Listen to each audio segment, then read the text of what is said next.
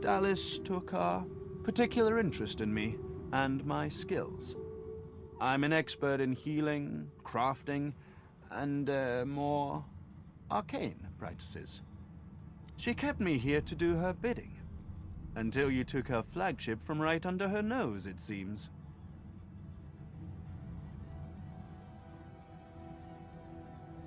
Oh, yes.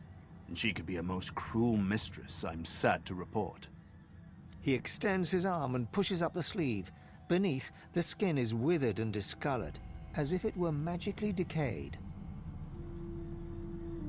She used some form of domination device on me, forcing my hands to do her bidding, and I've ruined them in the process.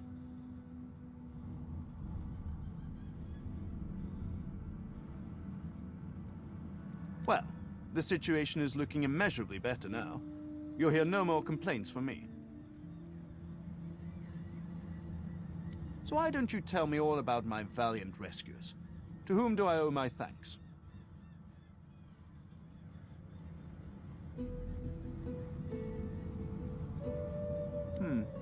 I think I can relate to your sentiment, madam. I ought to continue what I'm doing here, unless there was anything else.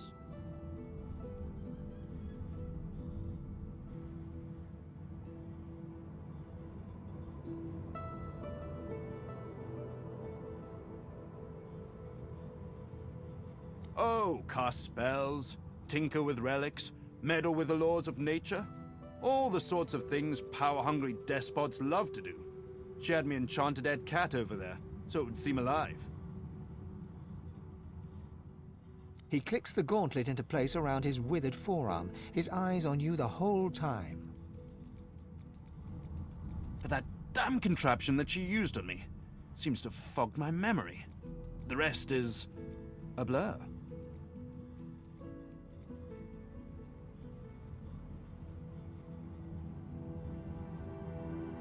Trust me. Convenient is the last word I'd use to describe the experience. Pass me that copper wire there, would you?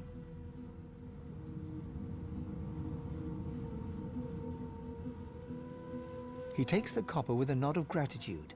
His sleeve slips back, above his elbow. In its crook, you see part of a tattoo. A pattern of concentric circles rendered in black. Perhaps my memory will come back with time. But for now, I'm afraid there's little more I can add.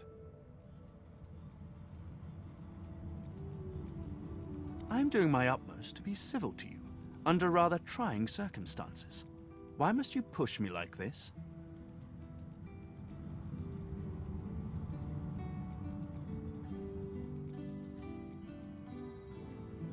I'm more than a sum of my parts friend indeed. But I fear you might have come to the wrong calculation about me. How about you just let this matter rest? If this one was enslaved by Dallas, then he could still be under her thrall. We can't risk keeping him around. The Seekers are too trusting by half. We can't just let this healer go free. Something tells me that he'll only bring us woe, but I can't judge him, yet.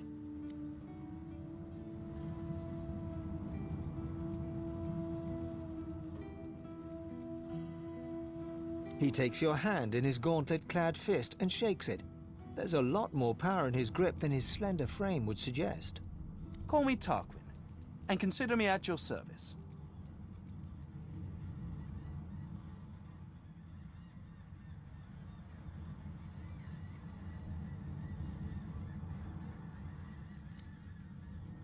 I must admit, despite what she did to me, I can't help but admire her a little.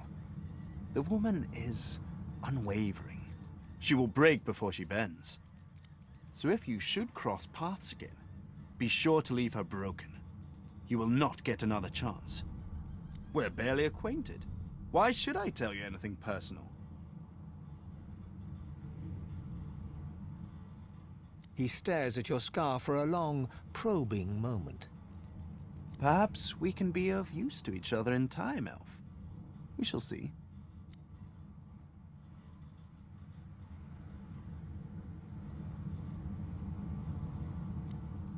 There's likely not a soul aboard this ship without secrets they'd rather keep hidden. Why should I face more scrutiny than the rest?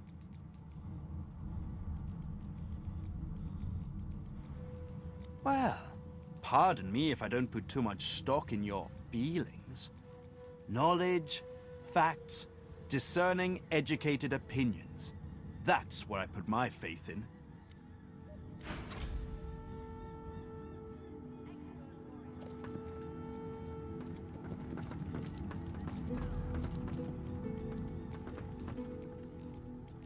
Under lock and key.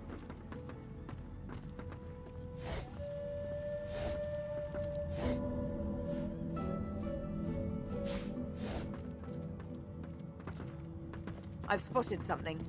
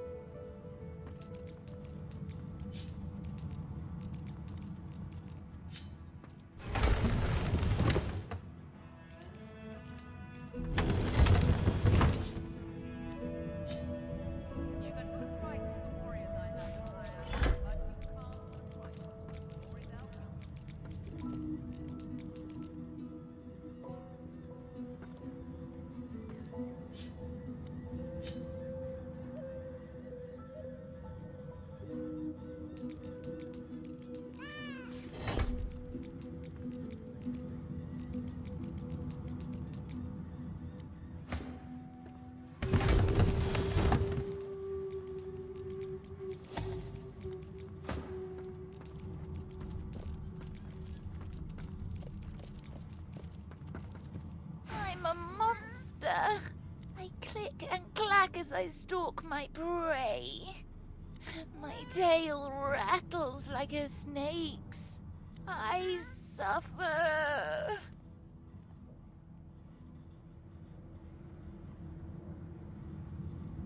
Don't touch me. My very being is a curse. Was Tarquin that wretch, that rat?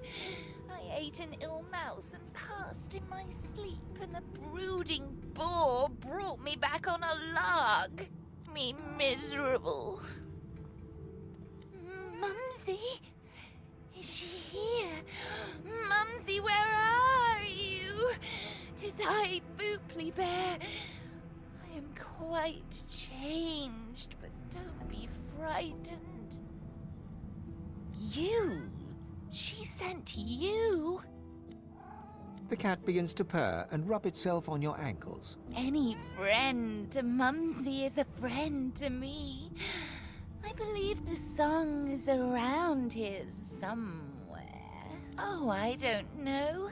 In the direction of over there.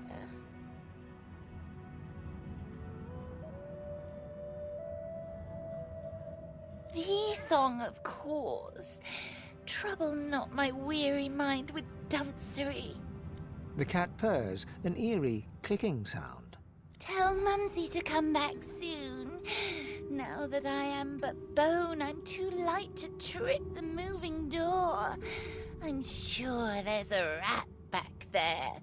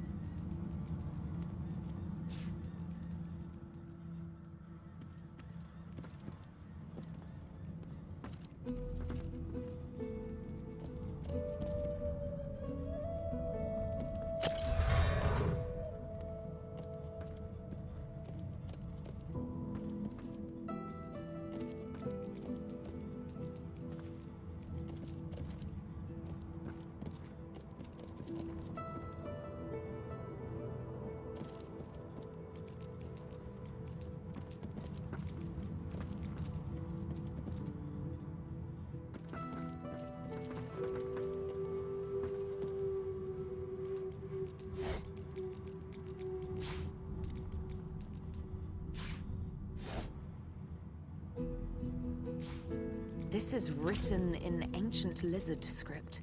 It appears to be a song.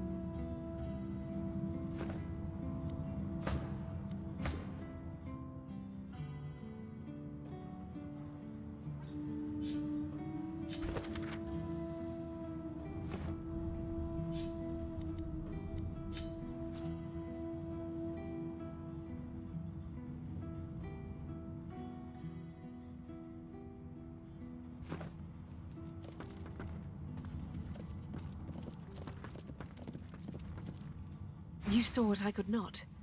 It seems Melody is quite right about you.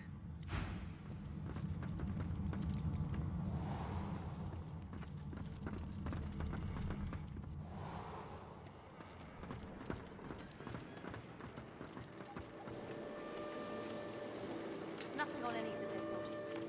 Maybe there's something below deck.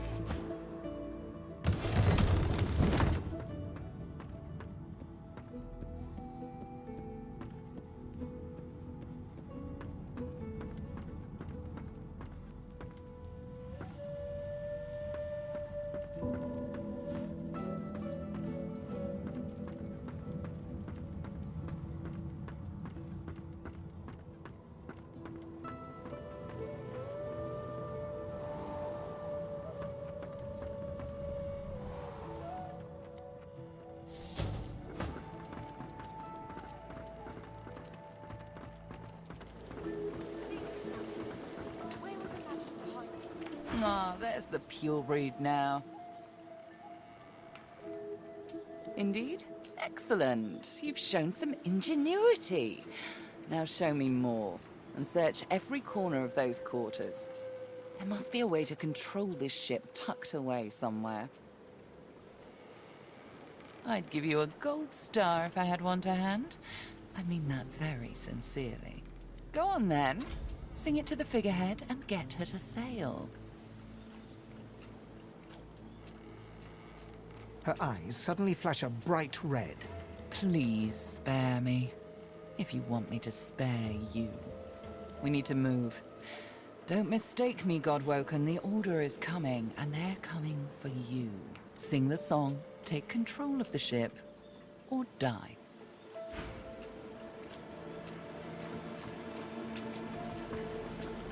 There must be some way to get this ship moving. There has to be. We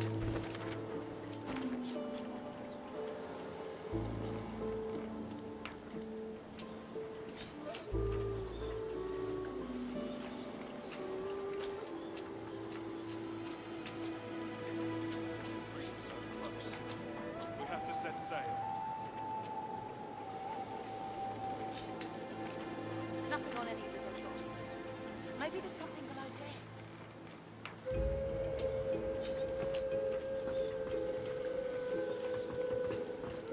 Freedom's so close. We have to set sail.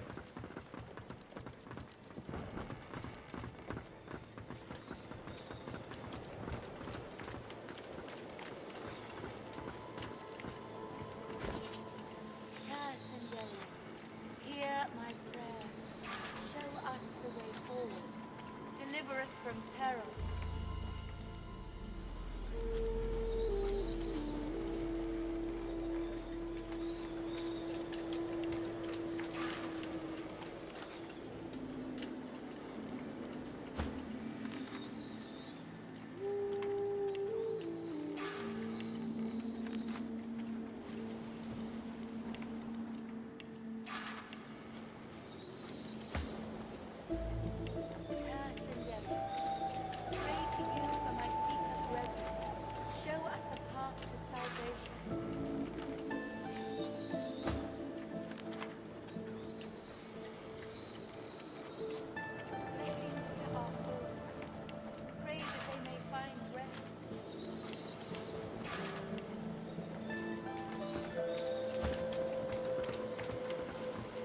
Sindelius. Here, be careful around the figure. The figurehead looms ahead, continuing its silent watch over the seas. The deck beneath you groans and trembles, like the ship itself is awaking from a slumber. A deep sigh emerges, unmistakably the sound of a living being. You are not the witch.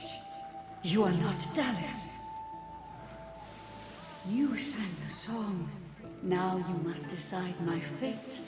Are you to be my new mistress?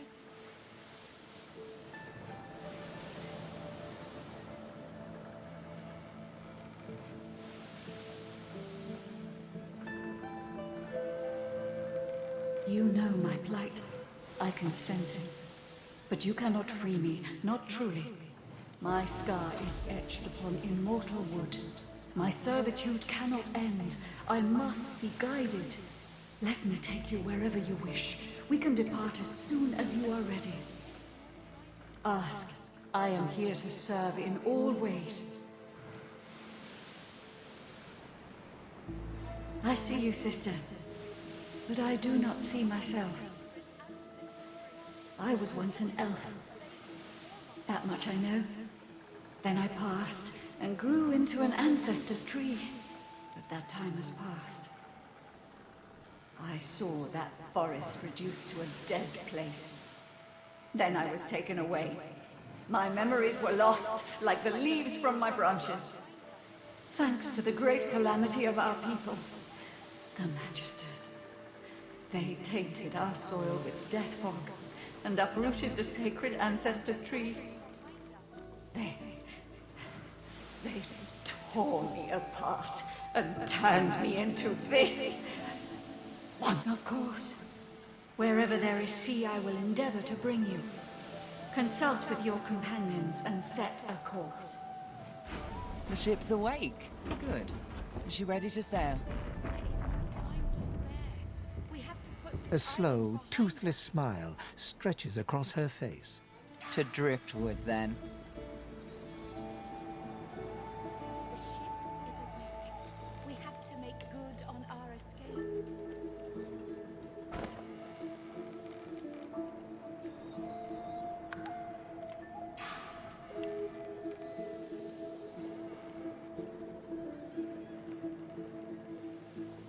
It most certainly is. Forward. With the sun on their backs and the wind in their sails, the God-woken watched Fort Joy shrink behind them.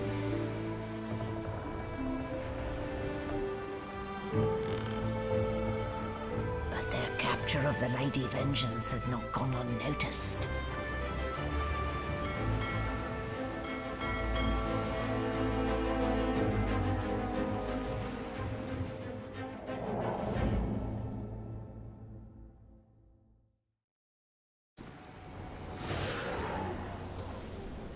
I respect your mettle, sorcerers.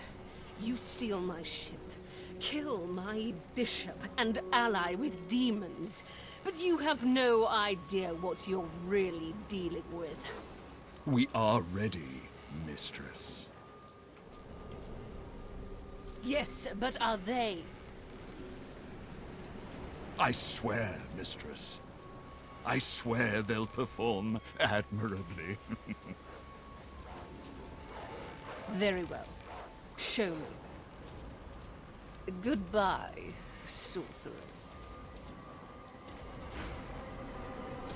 This is my ship. I won't see it taken from under my feet. You act!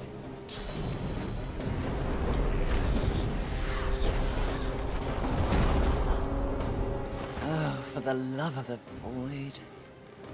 Listen up. We can't win this one, but I can get us to safety. You'll need to buy me time. Show us what you can do, Godwoken. Godwoken? Parasites, rather. I'll take care of it, mistress. Fight with such fire.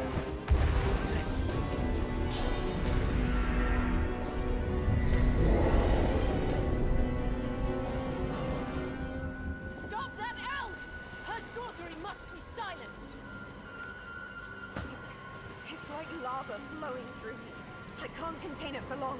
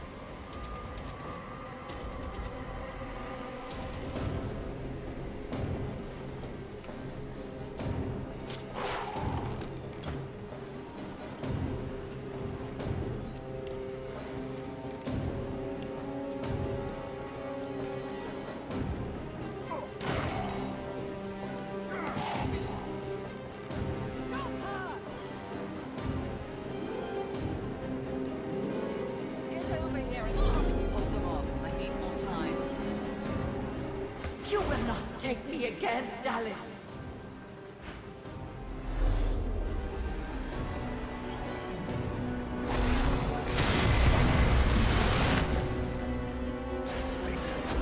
Continue more than just a metaphor, shall we?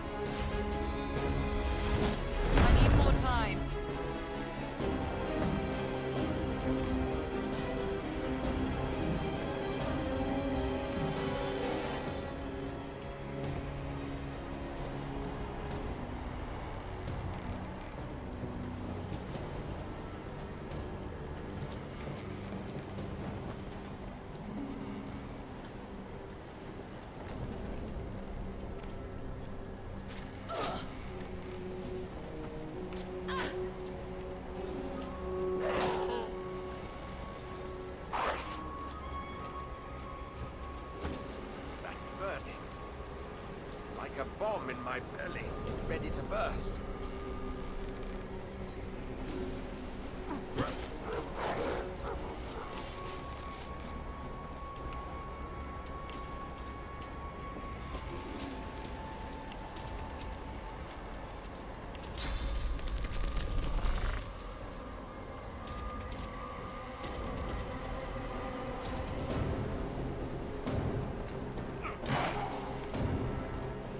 Bring her to her knees. Do it!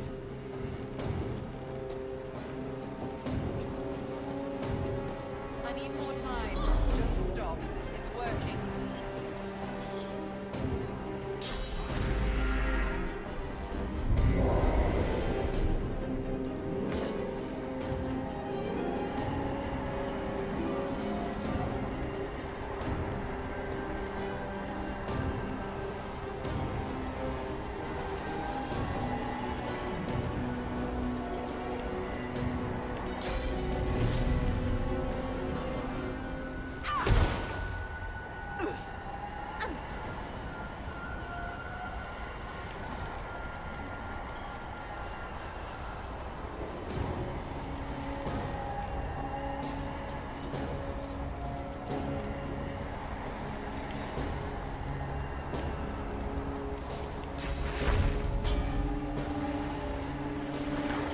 Glory is mine!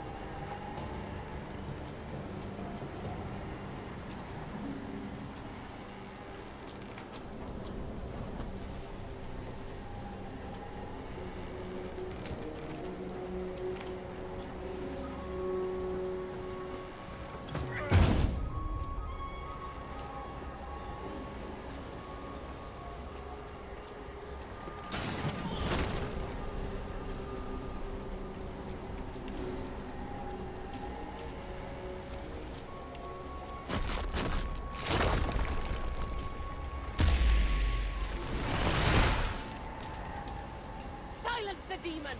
She must be stopped! Almost there. A little longer. Tears of darkness. Let's see how it's... It's like lava flowing through me. I can't contain it for long.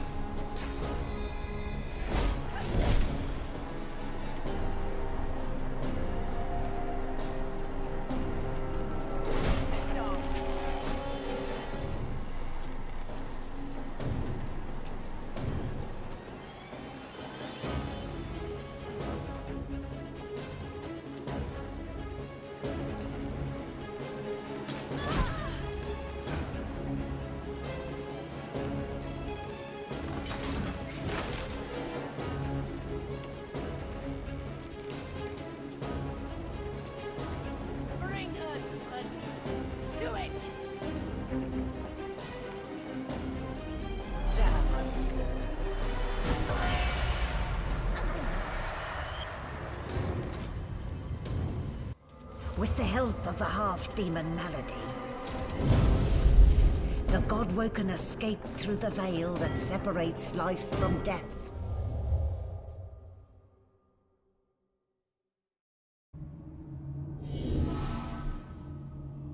The air here has a familiar smell, like the place you grew up. Old memories begin to well within you, but the sweet sour smell of decay suddenly punctures them.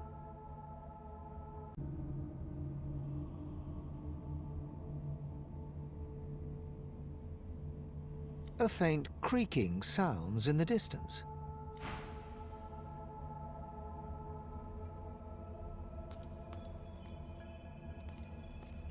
Is that a tree?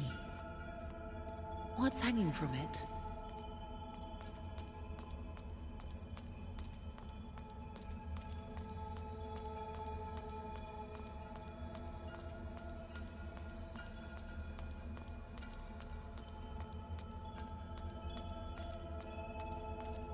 Must be a way across.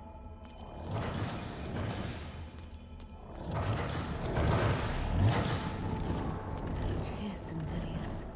The gods. Are they dead? How can this be? Before you hangs a great ethereal orc, his face twisted in a knot of pain as cursed tendrils constrict him.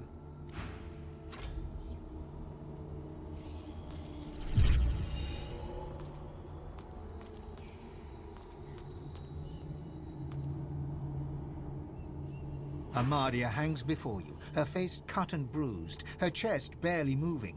You think you see a tear run down her cheek. You lean in. That's no tear. It's sauce.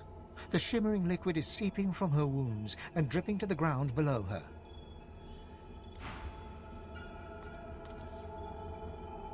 Ralik hangs limp from the tree, cursed branches constricting him, snake-like from foot to shoulders. His helmeted head hangs slack at his side, but a barely audible wheeze rasps from his lips.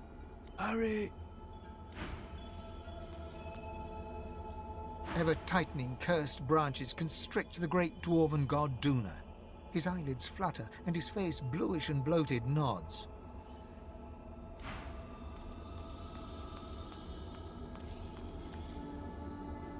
A small, stout imp winces under the countless cursed threads that bind her. Tight coils wrap Tyr Sendelius from head to foot. His still face is set to a glowering sneer. Cursed tendrils tighten around Zolstissa. Her lips are moving, but no words seem able to escape her lips.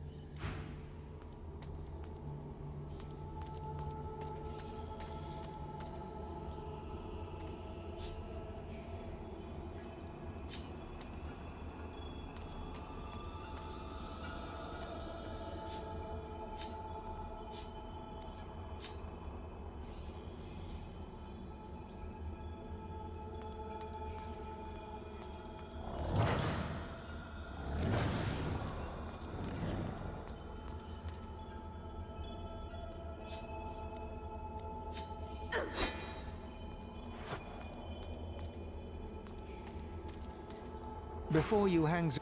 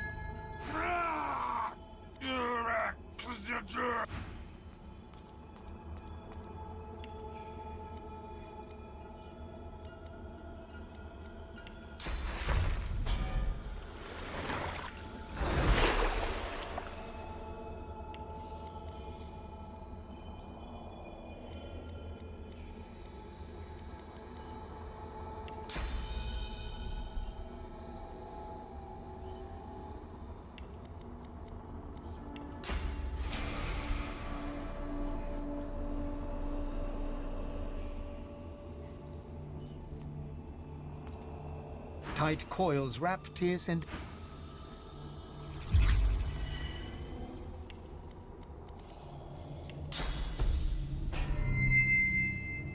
As he regains consciousness, Tyr Sendelius frees an arm from the tendrils that bind him. He clutches at the coils, but cannot rend them apart. Curse these snakes! Curse these binds! The others too? Am I the first to wake? It doesn't matter. There is no time. You must leave this place. It's too dangerous. It struck even here, in these halls. Invisible it creeps. The void. It is here. The cosmic spider ever weaving its webs. The void is coming for us gods. Coming to drink us dry of our powers. We stand no chance. Not here. Obey me. Soon the Seven will be nothing but morsels in the maws of the void. Unless you do as I bid you. Do what I blessed you for. You have already set loose some of the powers locked within you. But there is a great well of possibility as yet untapped. You cannot stop until you ascend to the highest heights of your power. You cannot stop until you become divine. Like Lucian, you will be called to unite the powers of the Seven against the Void. Like Lucian, you will lead our proud people to preeminence. But unlike Lucian, your weakness will not lead you to foolish failure.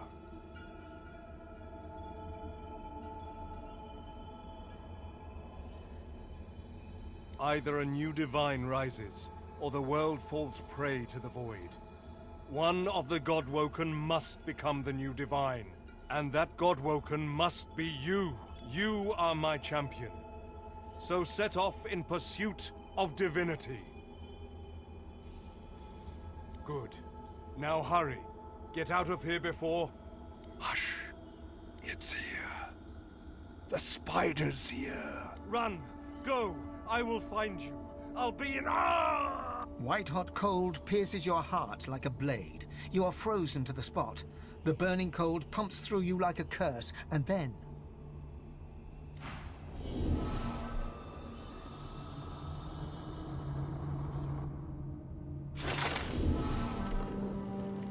What's happened here?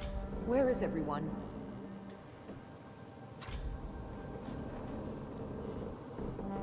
The same troubled look is visible on each face. You've seen the gods beaten and defiled, strung up as a warning.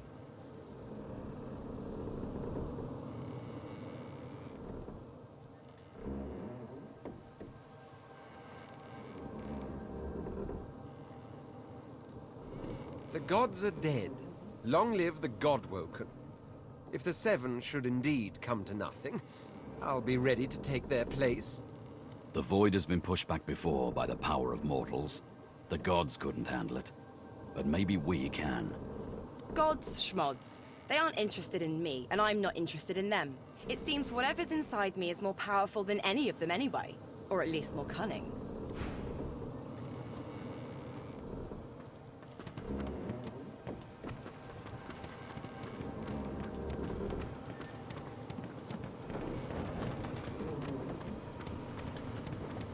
This place is strange.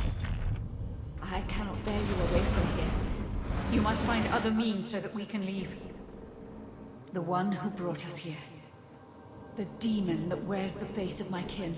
Only she can set the course back to the land of the living. She is here still. I can feel her. Death washed over me as we entered this place. I felt many lives extinguish in a single moment. But others still draw breath. They are sheltering below decks.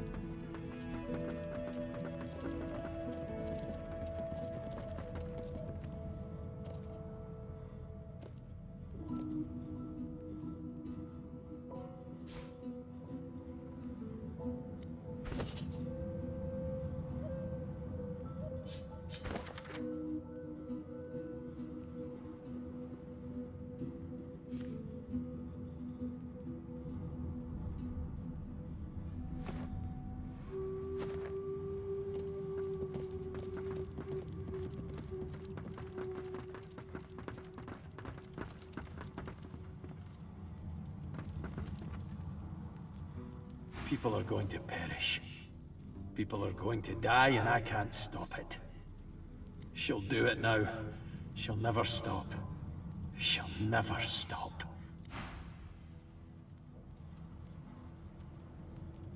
It's so cold. I haven't felt cold in centuries. What happened? I just remember... Oh no. No, that can't be right. This is... wonderful. What a fascinating experience. And I will be able to spend eternity studying you creatures. No more having to watch from the shadows. No more having to walk mysterious social tightropes. The skeleton pulls a notebook from the folds of his robes and starts scribbling. As you walk away, you hear him muttering about Observations on the Mortal Races, Volume 1.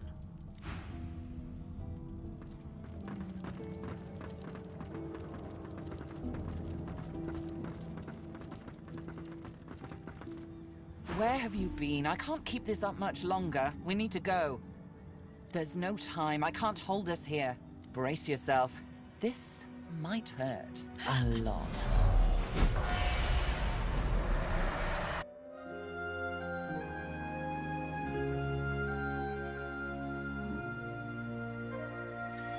The chill of the Hall of Echoes clung to the Lady Vengeance as it returned to the shores of Reaper's Coast.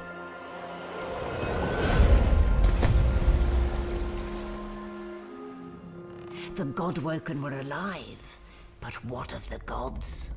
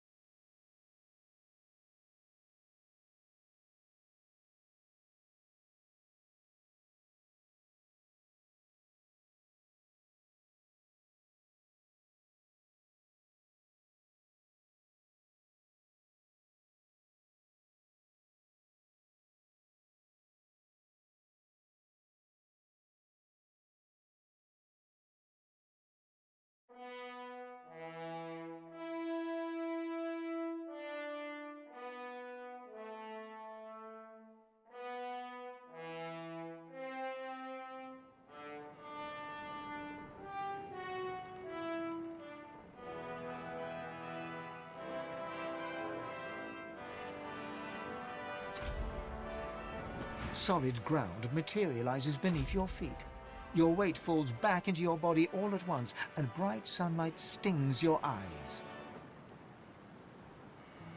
As your eyes adjust, you realize you're still aboard the Lady Vengeance. A gust of fresh sea air caresses you, and warm sunshine prickles your skin. Melody explodes in a fit of retching that racks her body. At last, she sneezes and expels a glob of something shiny and silver onto the deck. It wriggles quickly off the siding and plummets into the sea with a splash. Ah, better. Let's not do that again anytime soon, hmm? Well, we needed to escape, didn't we?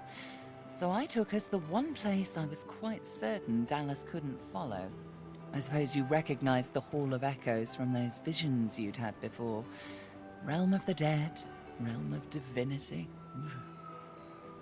I do hope you learned something useful on our little field trip.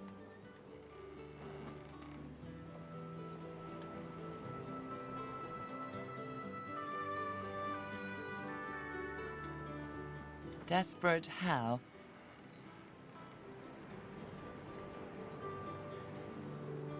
I see. So, your god seemed uncharacteristically frightened, told you the void was coming, and that only you could ascend to divinity, after which you felt a cold deep within you. Well then, it sounds like you need to ascend, doesn't it? and quickly. She inspects her fingernails with great attention, then looks up at you from under an arched eyebrow. Did they mention how you were meant to become the next divine?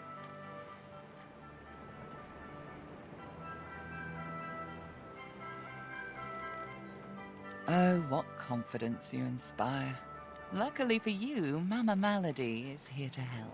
We already know you can bless, but as far as I know, you can neither see source nor take it as you see fit. I may not know much about divinity, but I do know that any godwoken worth their salt will know how to perform all these so fantastic feats. You need to go see the Meister.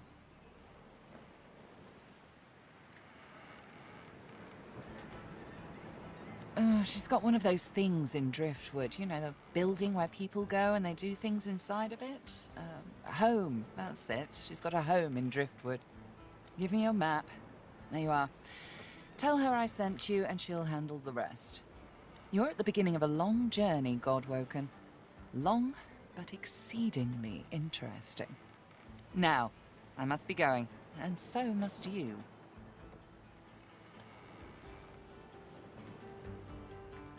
Shopping. Why, our faithful little sloop, of course. We can all ride together. Won't that be terribly fun? Before you go, if I'm not back by the time you find out where our journey takes us next, you can call me back here. Tell the ship. She'll know how to summon me.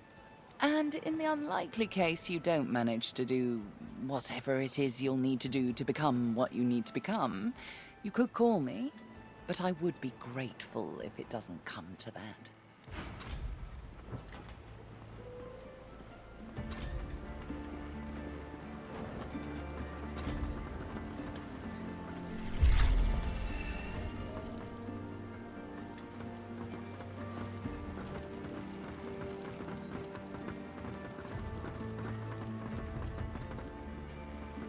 I've plenty of fighters for hire, experts in blades, bows, and bewitchment. Oh, I see you have a...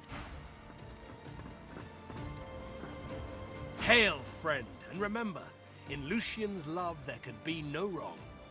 Paradise awaits, my friend. Not an actual paradise, of course.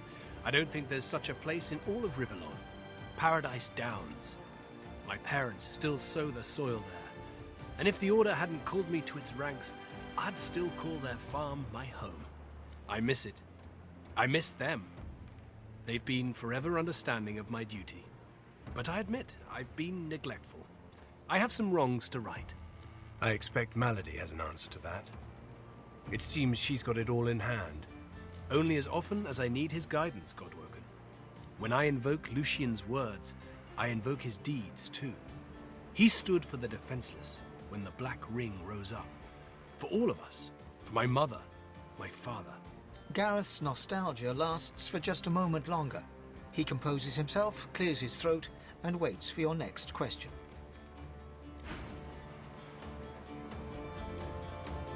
Hello again. That's twice now you've saved my skin, and I think it's time to start repaying the favours. I could fetch some stuff you need, maybe. Ma always said I was a great runner.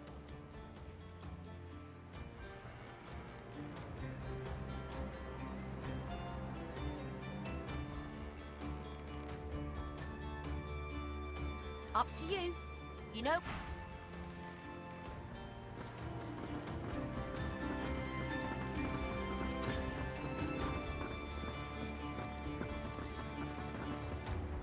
I hadn't realized I was in such illustrious company when we met before. Most fascinating, the things I've been hearing about you.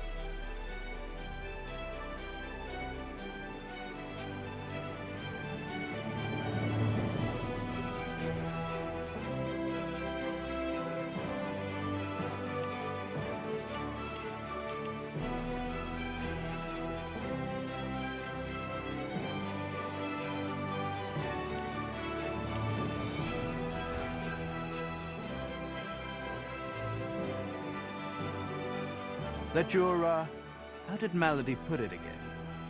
A God-woken. Yes, that's it. Quite remarkable if it's true. Come now. You've seen the state of things. A potential savior from all this void-woken nonsense would be of interest to everyone with a beating heart. And some without, I would imagine. Tarquin pauses, taking you in. Genial smile and calculating eyes. You make me sound so mercenary. No, I'm merely pleased to learn that my new friend has such great things awaiting her in the future.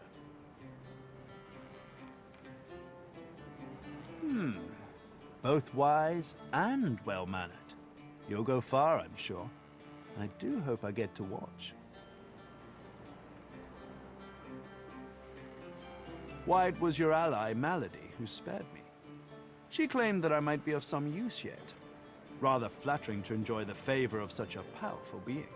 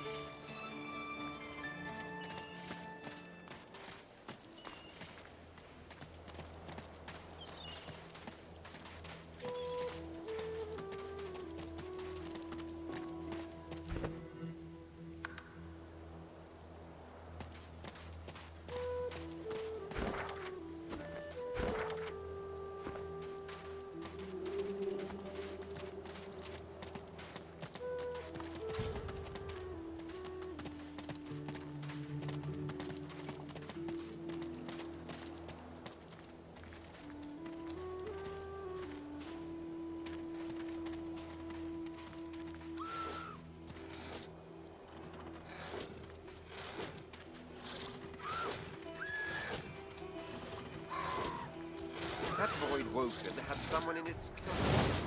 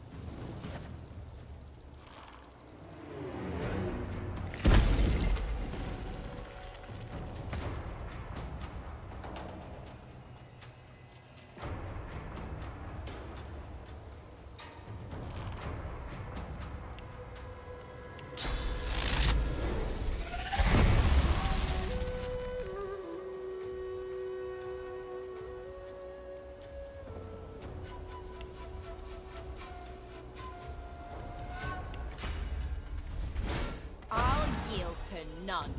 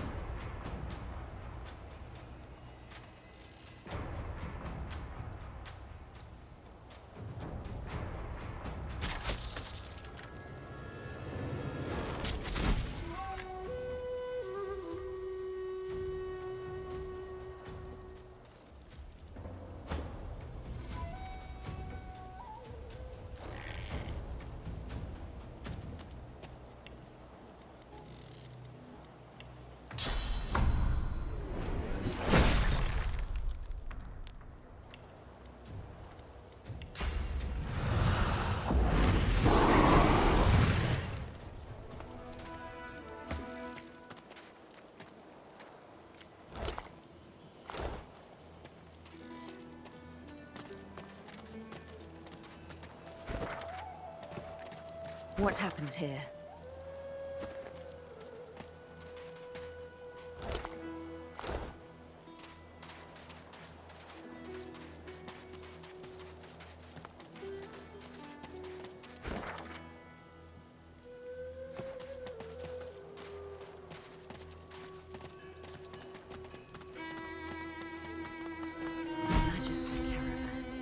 I remember one just like this picking me up.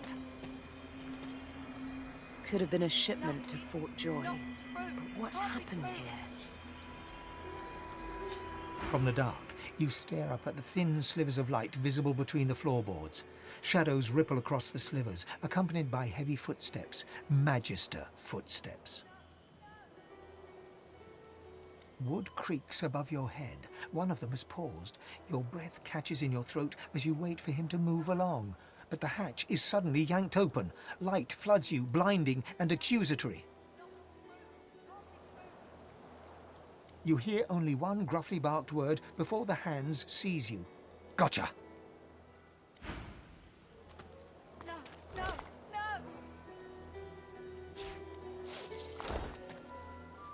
Can't be real. Not real.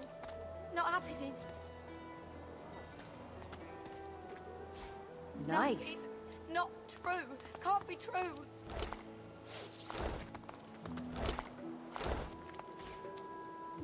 No, no, no!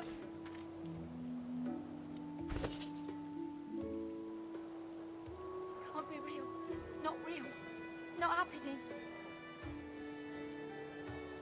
No, it's not true. Can't be true. Eloisa was the prettiest girl, not to others, but to you. Her luminous eyes shone brighter than the moon. The day you collared her for Fort Joy, you wept every tear you had.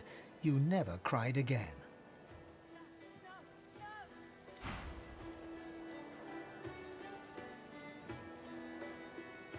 Can't be real. Not real. Not happening. No, it's not true. Warm red wine flows down your throat. The languor of a tavern evening soothes you. Suddenly, shrieks rend the night. The Magisters have come. Warm red blood flows down your face.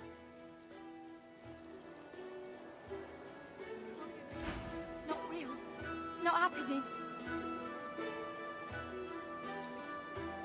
No, it's not true. White as driftwood salt, the dwarf flinches at your approach, yet she holds a short, clean blade aloft. Her fierce stance can't hide the trembling of her fingers. Back! Get back! I'll kill you, just like the rest of them!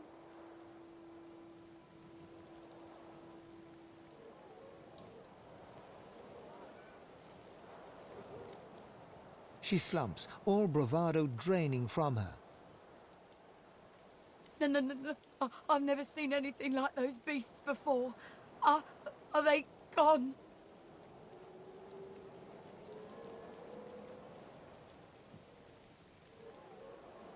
Her eyes widen and lose focus, as though she's seeing something played out before them. Her voice is shaky when she speaks. Those? Yes. Worst ones I've ever seen. Ripped through the Magisters. The dwarves. Dead. Dead. Dead. And the sorcerers. Sorcerers. Gone. Her eyes stare vacantly into the distance, glassy as marbles. It's not cold, yet her shivering is relentless. I don't know. I don't know. Old Duna's beard. Lohar.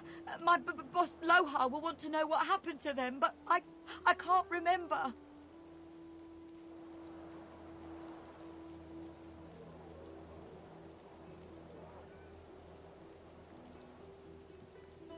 Helping sorcerers. We thought we could help them against the Magisters, but...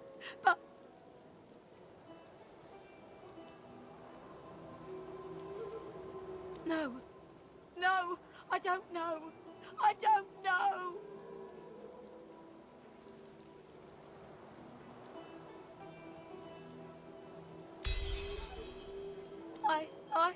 Oh, Seven sympathy. I saw those things. dragging the sorcerers along the cliffs, towards the Wrecker's caves. No more. It's gone. She flinches at the slightest rustle of wind through the long grass. Terror in her eyes, she stumbles away from you.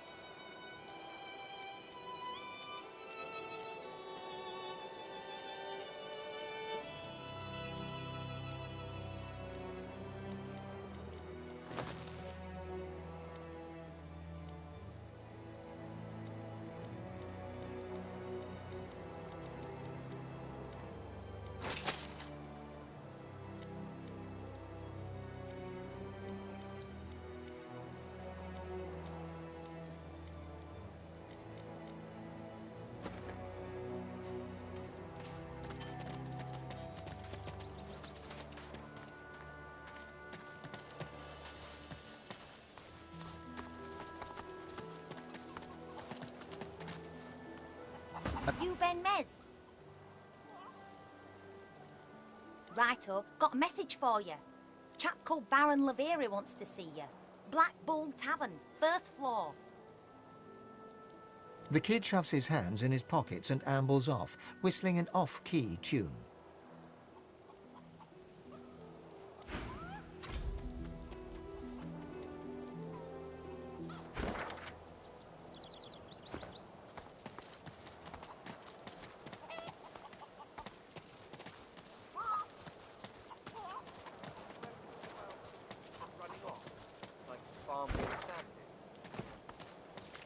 Hell no. You know what, Raymond? Get yourself in check, boy. I won't have you running off like Millicent and Tully. You'll just end up sliding down some Voidwoken's gross gullet, piece by piece.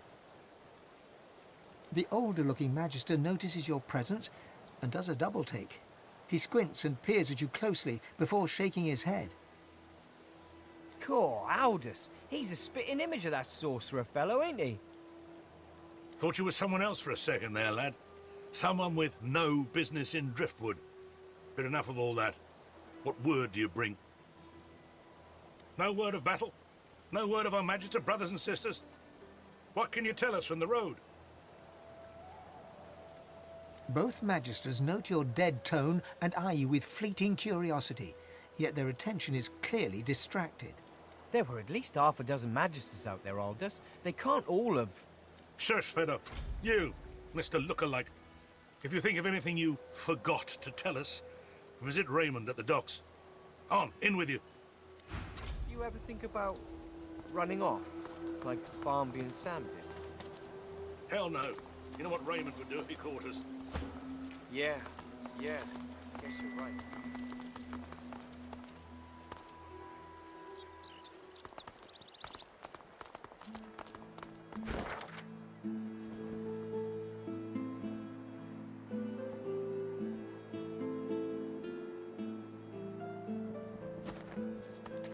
Last time I was here, I summoned my wolf right in the tavern.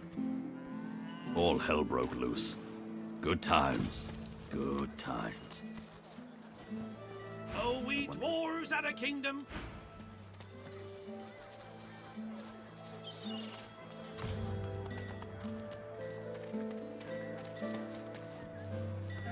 As the Magister's eyes alight upon you, they widen until they are practically bulging out of their sockets. One tremulous finger rises from voluminous robes and points right at you. From her other hand dangles handcuffs.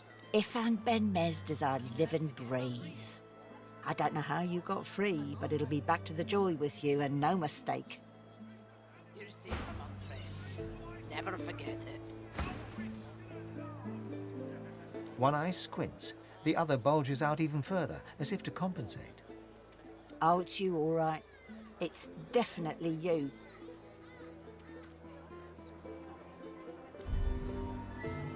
Your little tricks won't work on me, Ben Mezd.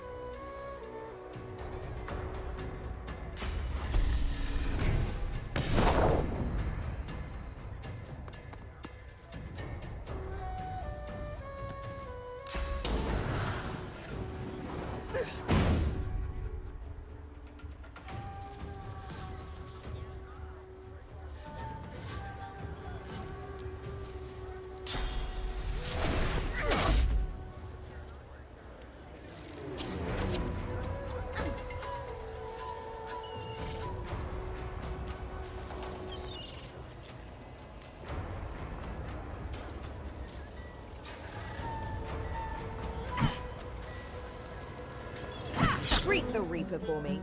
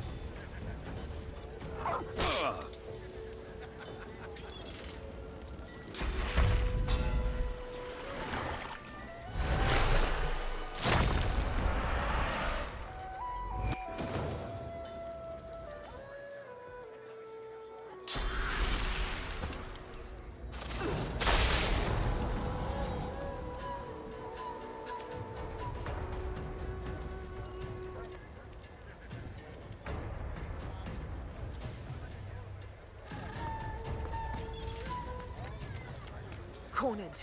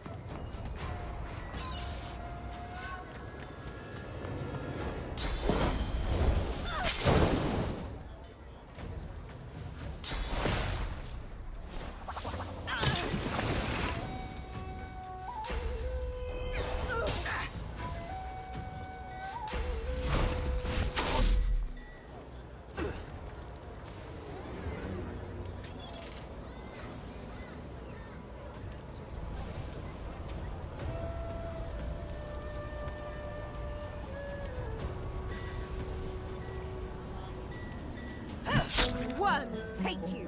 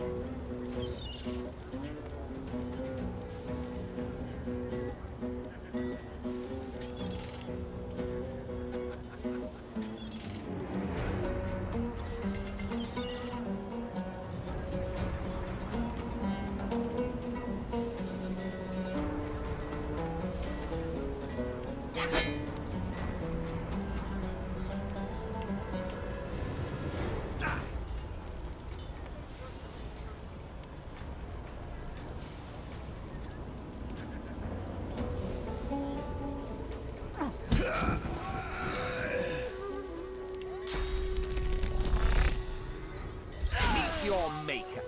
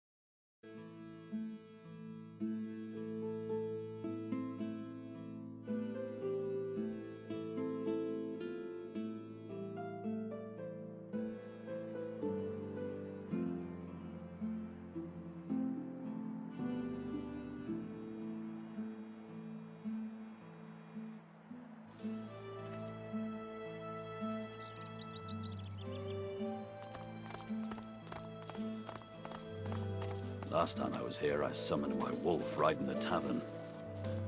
All hell broke loose. Good times. Good times. I wonder if they'll remember me.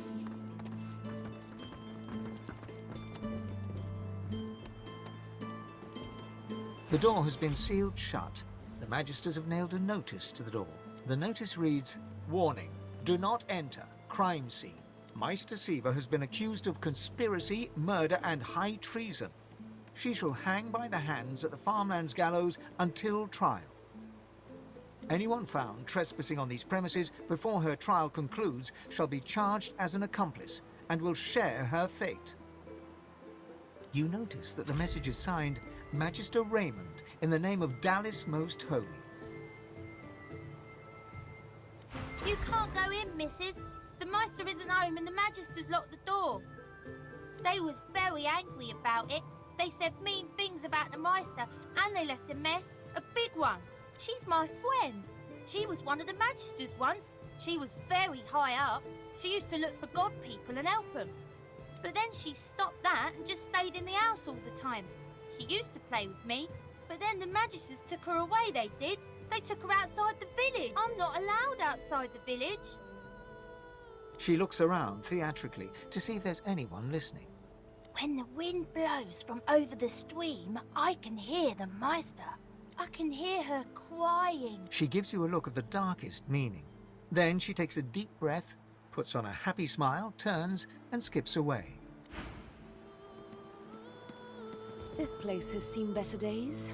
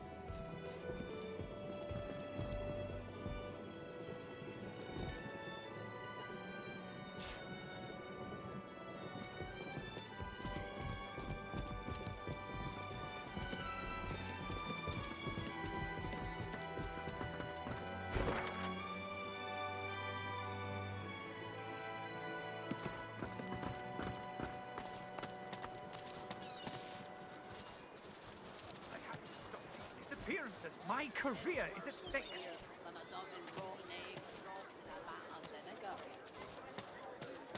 Then don't come over.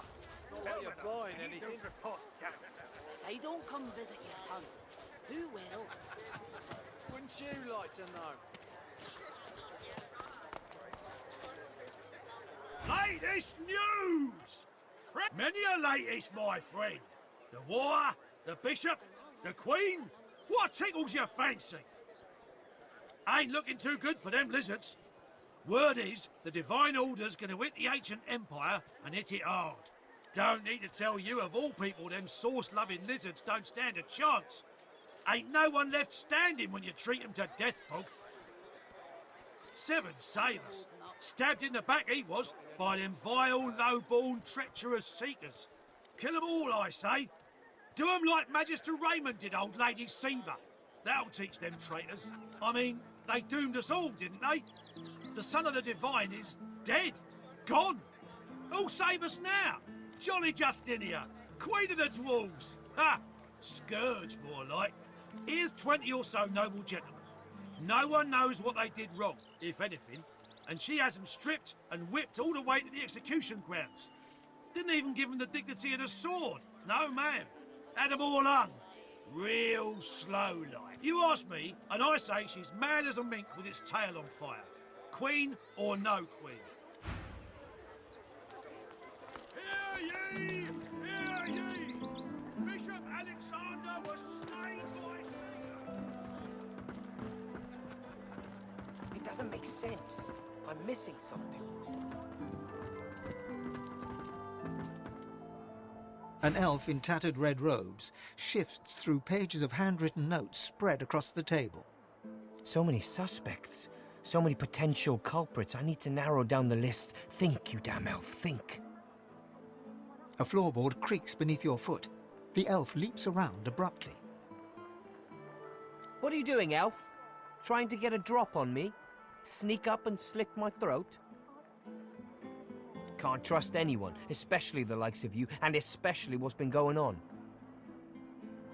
7, preserve me. Are you entirely ignorant, elf? My own Magister comrades are vanishing from right here in Driftwood. Whoever's behind it must be stopped. If you hear anything, come to me.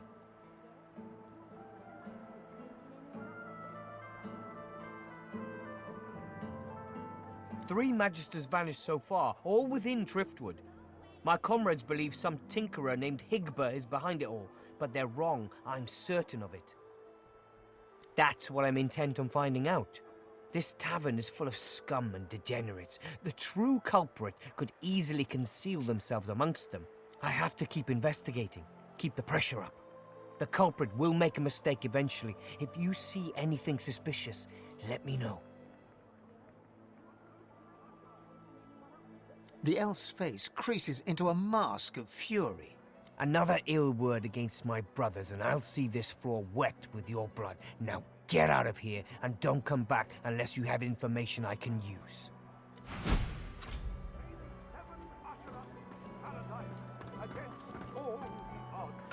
Come on, lives are at stake.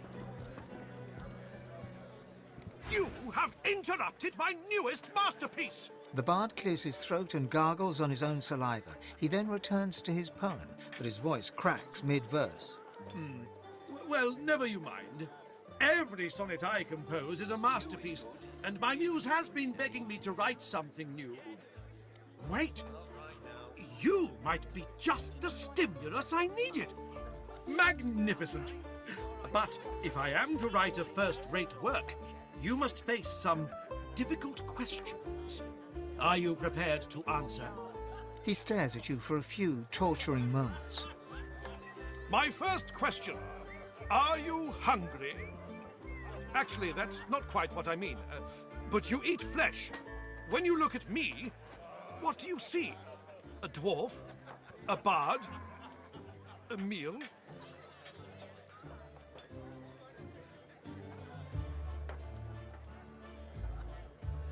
He smiles a crooked smile and runs a hand through his greasy hair.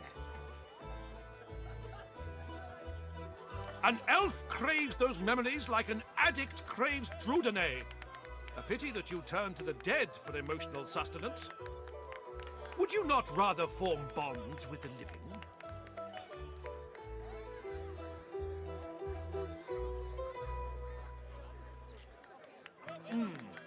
I suspect you collect memories not from knowledge, but from fear. Your homeland fell to the ravages of war and death fog. You worry of more loss, more loneliness. Tell me, elf, are you afraid? The bard hems and haws, then bellows his next words to anyone who might hear. To all lovers of verse, I bring glorious news. I have completed another modern classic. Listen now, and bask in its resounding refrain. A hunger gnaws at elves, a driving lust.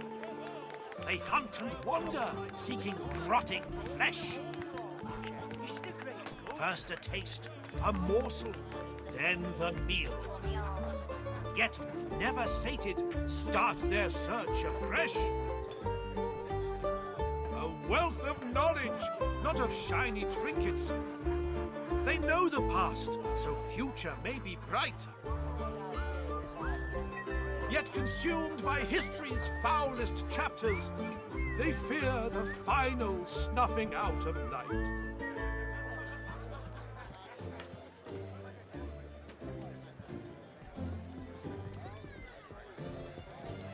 Keep your eyes peeled, will you? Ramos the Wanderer promised he'd be here. Weep, my friends, for Alexander the Innocent, killed by sorcerers, a most vile... Keep your eyes peeled, would you? Ramos the Wanderer promised he'd be... An elf sways on her chair, her eyes focused on the counter in front of her, where she has 6 glasses in a row. With the net, she slides one of the drinks towards you, her head bobbling heavily on her neck as she nods at the sparkling ale. And that's... Her eyes go wide with panic. The fog came over them all of them, and they never came out. Everyone I know is dead. Excuse me.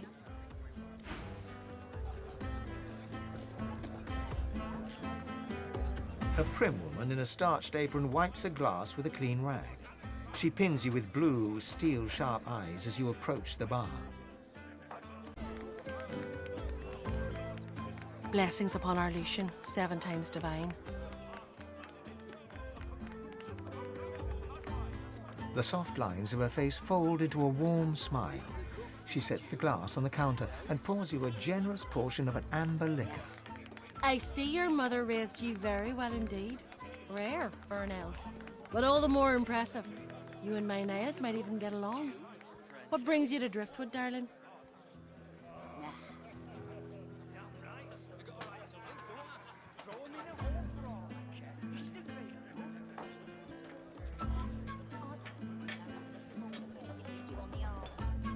They've been a trial, that's for certain.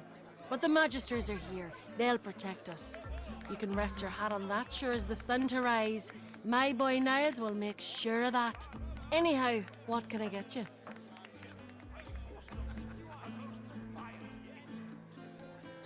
We've only got amber ale, I'm afraid. Can't spare the potatoes for hard alcohol. If you'd like something that'll stick to your ribs, I'd flag down Loverick and get yourself a bowl of the house stew. Coming right up, darling. Bit you on the arse. Who gains the title Most Divine? We wait, we wonder and... I don't know you. I don't. May the 7 usher us to paradise against all the odds.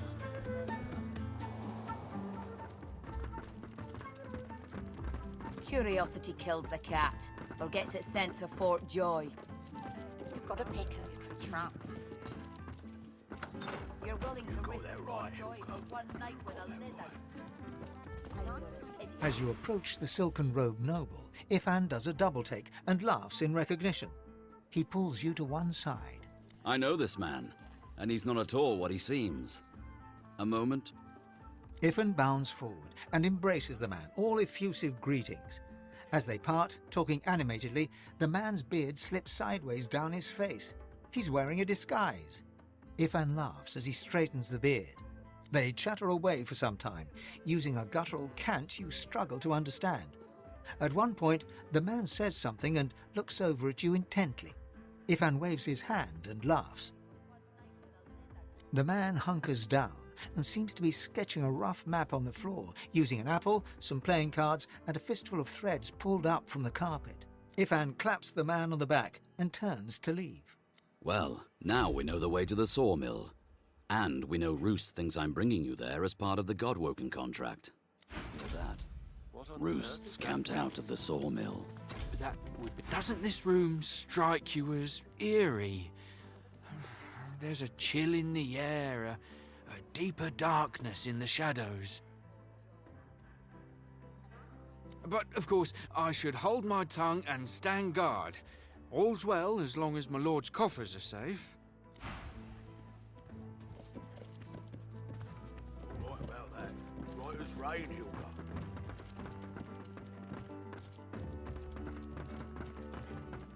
The bell still rings.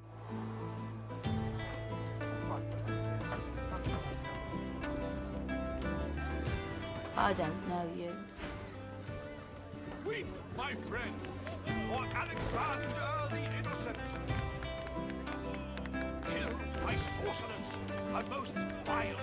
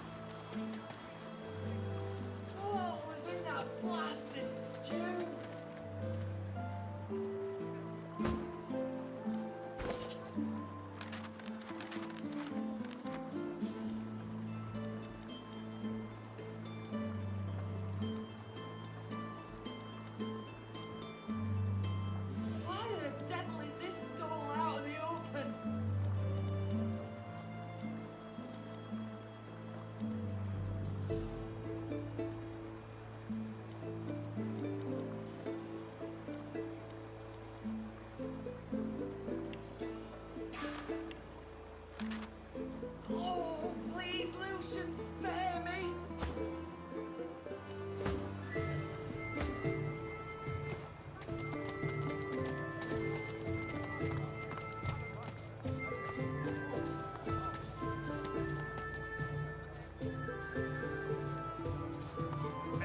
My inkwell is dry. Fetch me some more. It can't be far.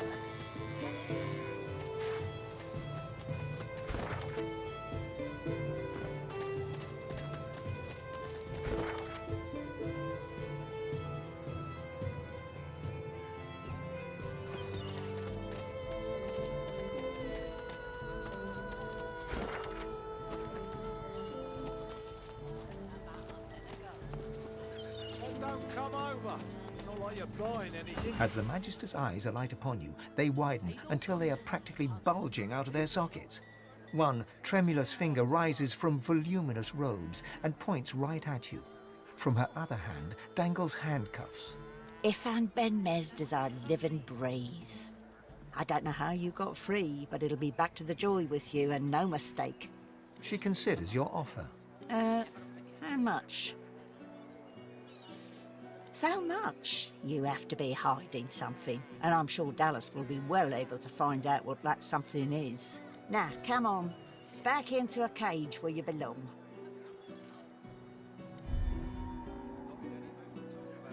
Your little tricks won't work on me, Ben Mesd. The Magister grabs the coin and looks around shiftily, then turns back to you. Get out of here, and don't let me catch you again.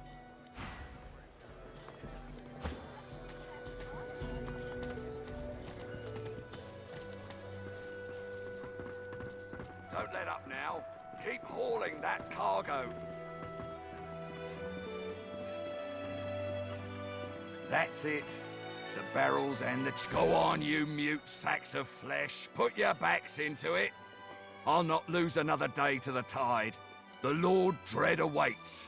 Its sails billow with Dallas's breath. I'll... The Magister stops barking orders. He sniffs the air like a predator, turns to face you, the wolf eyeing the deer.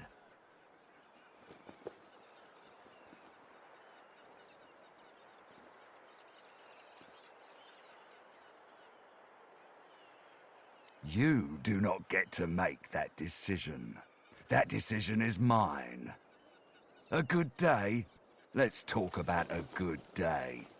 Tell me, have you ever been strung up by the hands?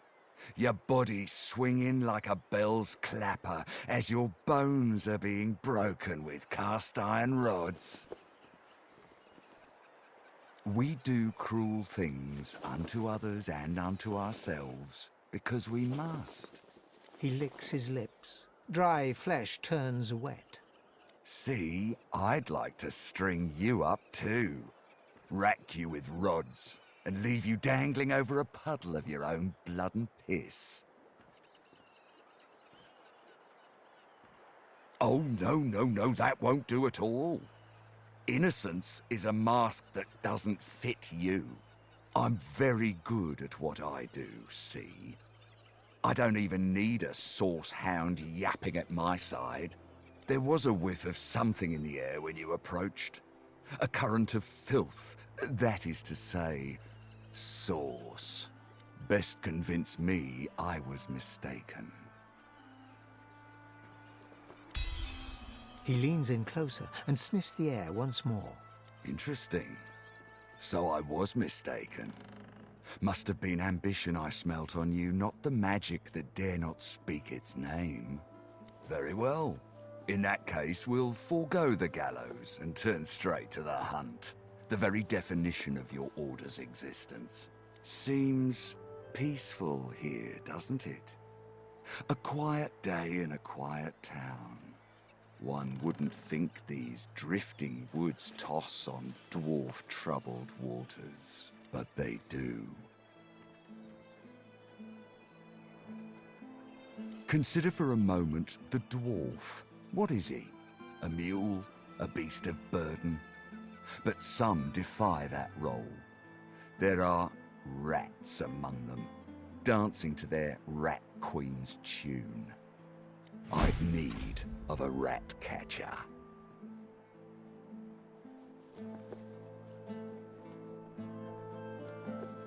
Of course, I must depart post-haste, but Julian here will stay behind and be a good little parrot. Ask and he will answer. Stay behind? But I've my orders. Same as you. Dallas. Like I said, Julian is staying. And with that, I must be off. No hard feelings about the death threats, of course. How about we part shaking hands instead of stringing them up? How very heartwarming. One last thing. The Magisters here are diligent men and women. A stranger like you may run into troubles with them. Should this happen, just wave this piece of parchment in their eager little faces. My signature will placate them without fail, I assure you. Adieu and good luck. The Lord Dread awaits. The use of the gallows I pass on to you. The time has come, my stitched-lit lovelies. We set sail. Get on board and man your stations.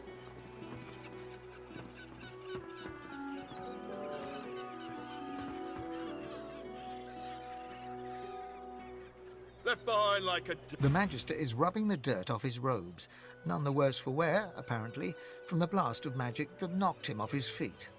You! The supposed source hunter! I'd be whining and dining aboard the Lord Dread if it weren't for you. Your meddling in Magister affairs had better be worth it. Yes, I am very much aware. Wasn't my damned head that hit the floor back there. Now answer me. Did you meet with a Magister caravan on your way into town? The hour's growing late and I'm beginning to worry something might have gone wrong. By the Bishop's bones, you saw it! Out with it, woman! What happened?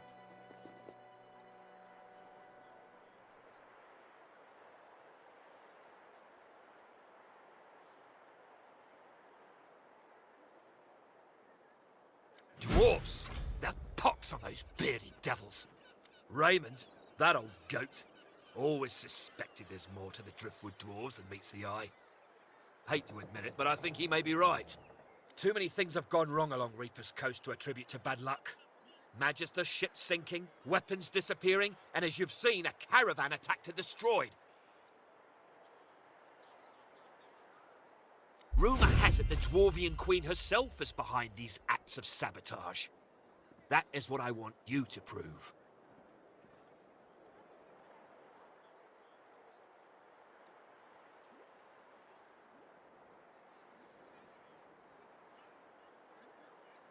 They've always been snakes in the grass.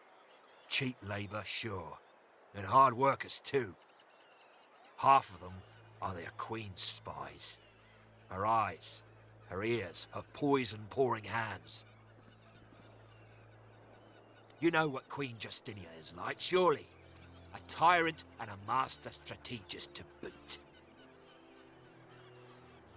There's a local thug, Lohar. He runs an operation out of his hideout beneath the Black Bull Tavern. I suspect this man of being a spy for his queen. It may be interesting to have a word with him. Find out what he's up to. Where I really want you to ferret around is Reaper's Bluffs, to the west of Driftwood. It's wild territory, remote and hostile, where I believe the dwarves may have set up a base of operations away from prying eyes. Should you find any such place, and better yet, proof that Lohar is working on behalf of Queen Justinia, you will be handsomely rewarded, I assure you. In that case, go forth and let the hunt commence!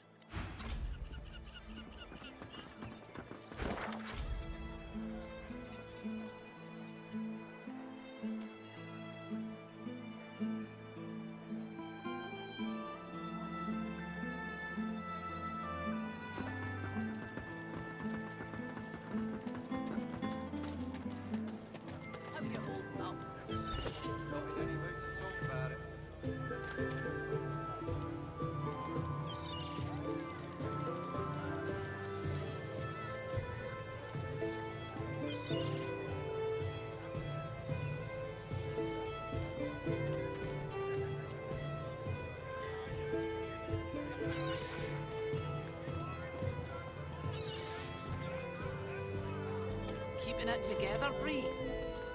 I'm all right, as long as I don't think about it too much. You're safe among friends. Never forget it.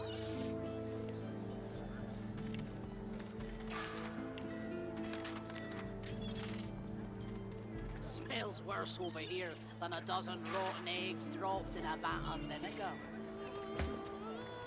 Well, don't come over. Not like you're buying anything. If I don't come visit you, Ton, who will? Wouldn't you like to know?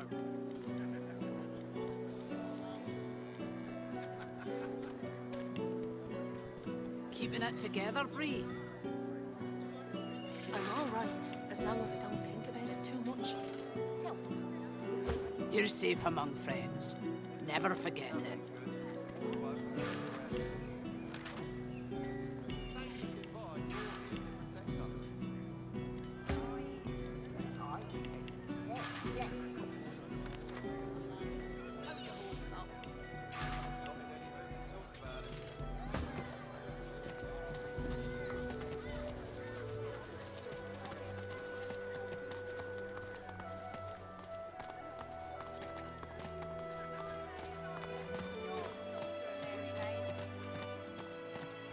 Oh, I'm always the sort. Take that, sorcerer. Dallas, get her. You're dead, Alexander. Alexander, you're dead. You have to stay dead until we say you're not dead anymore. Here, missus. Alexander doesn't have to stay dead, does it? Hey, are you an elf? Whoa! Cool. I think you look weird. See? Told ya. But don't worry, I'll revenge your death. Take that, sorcerer. You won't put a sauce collar on me, Dallas. I'm a big, bad, evil sorcerer, and I'll kill you dead. I hate this game. One more time.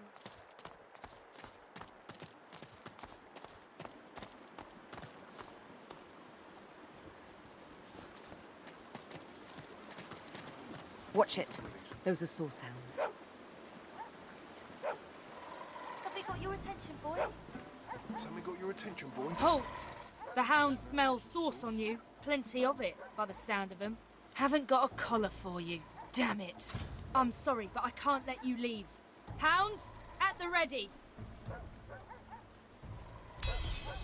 Fine, fine. Do all the gallivanting you want. But if a hound goes snapping at your heels, I'm looking the other way.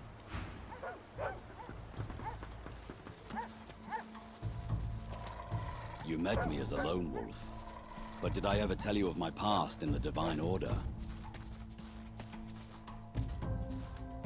Ifan looks uneasy, even hangdog. Ever tell you I worked with Lucian? Fact is, I was once pretty high up in his Divine Order. He was a good man.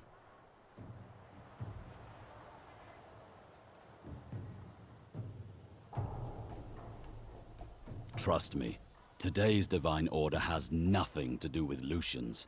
Everything started to go downhill during the war, right after my last mission. He closes his eyes as he speaks, forehead creasing with effort. You know sacrifices had to be made during the war? Well, Lucian knew he needed to use death fog to eliminate the Black Ring.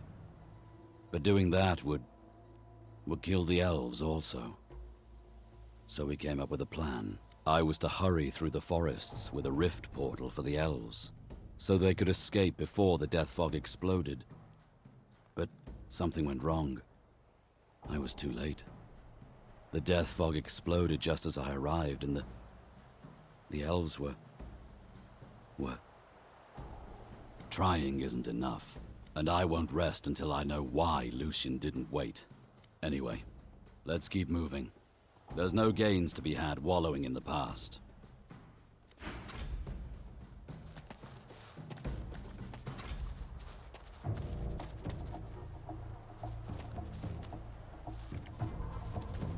Creeping little flies. Go back! Get out of my realm! You wriggling little worms.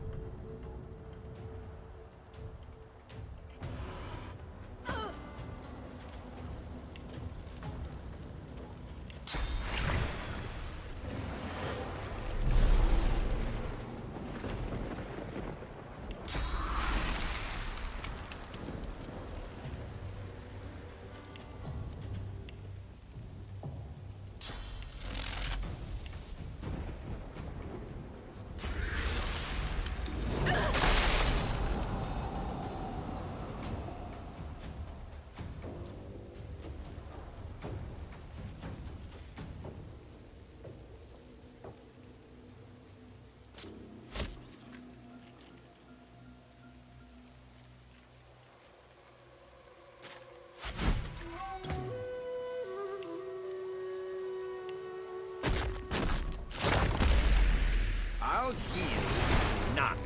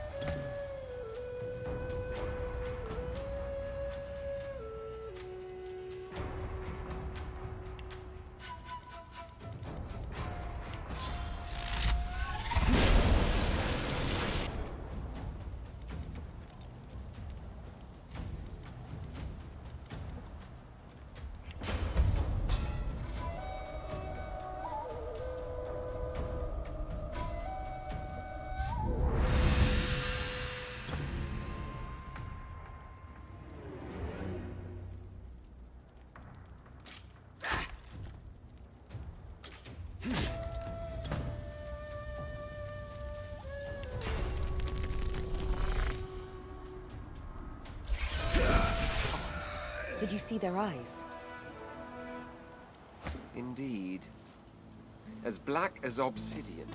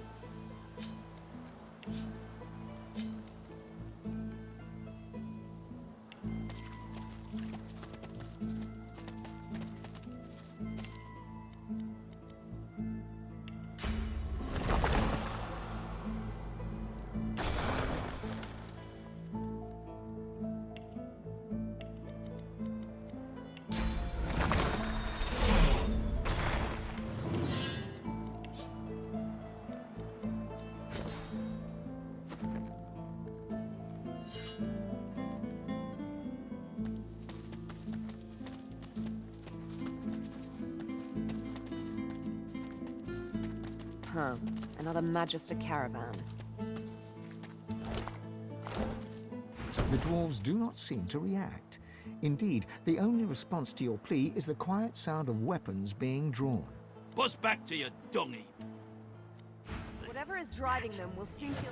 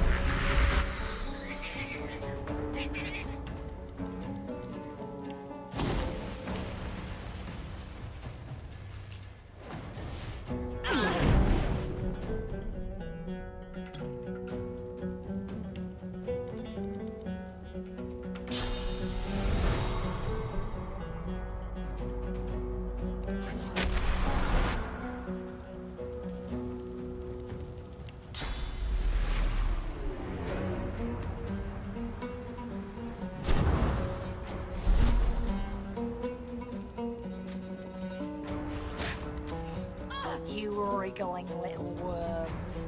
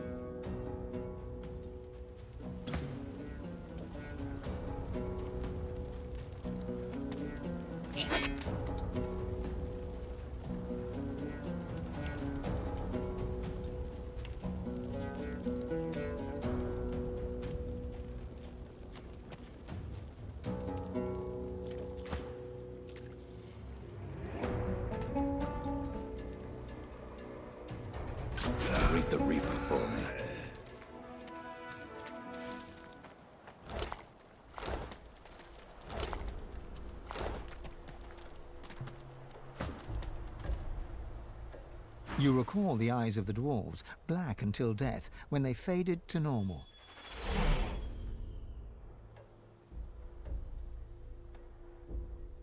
The air here is heavy, like the deserts before a storm. Let us watch for thunderclouds. Let's move. Now. You can't just use people like that. Whatever possessed them, we're gonna find it and teach it just that.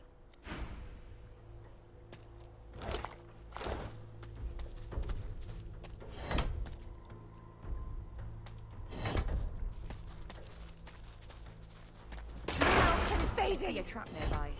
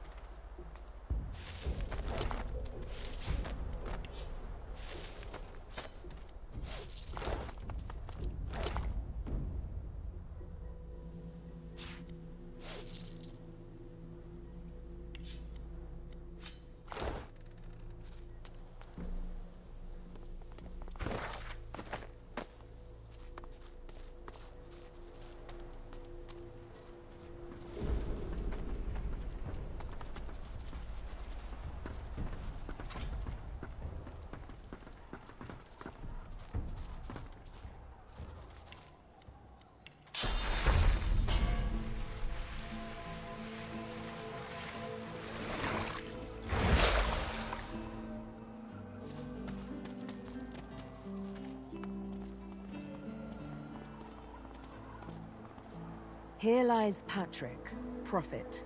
He perished in this place, predicting the downfall of Brachus Rex. A slow and painful death, no doubt. Messy, too. Stay lit, damn it! What can I do for you?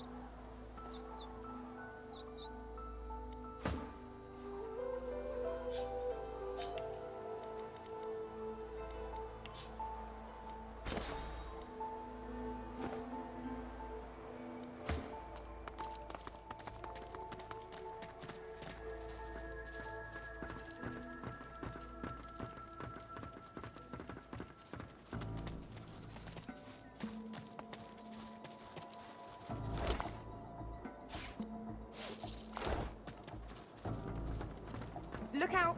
I see a trap nearby.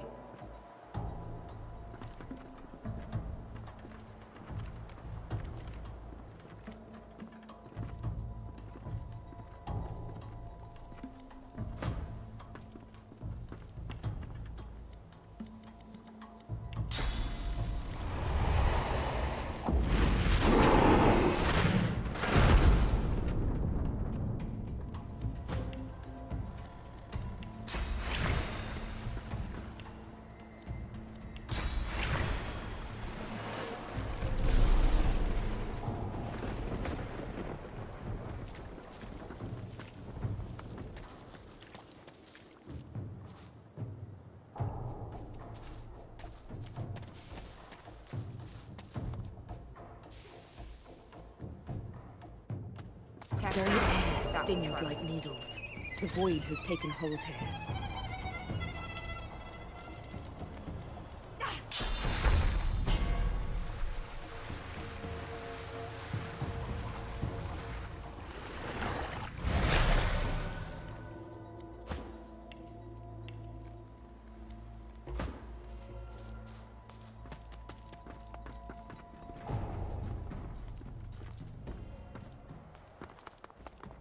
I don't know what that statue is doing, but it doesn't look good.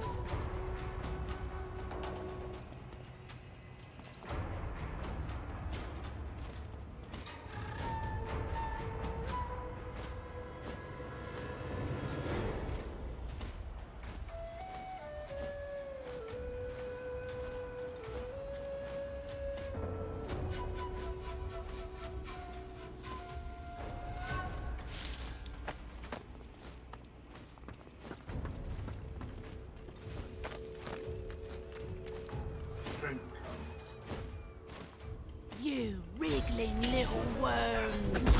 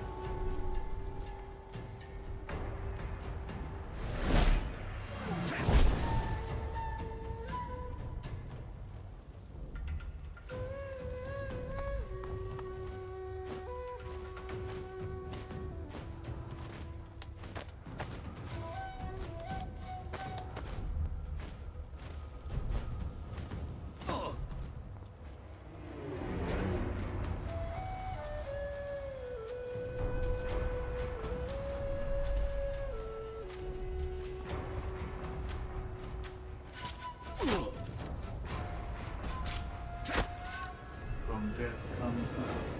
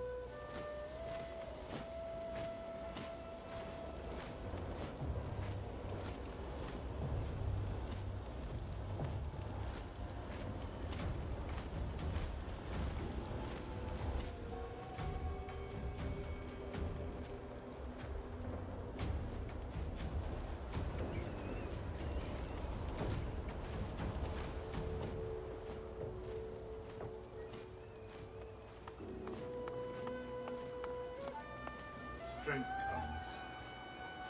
Healer!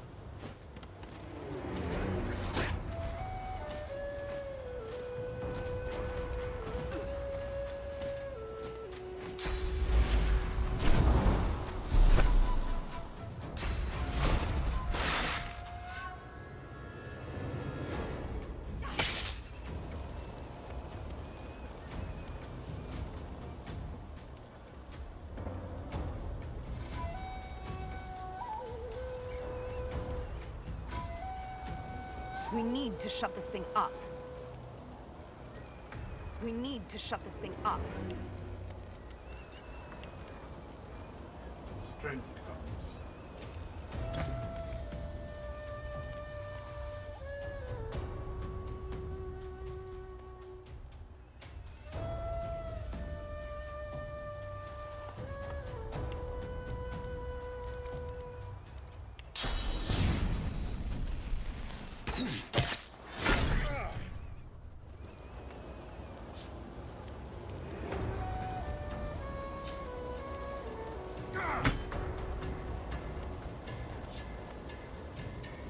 We need to shut this thing up.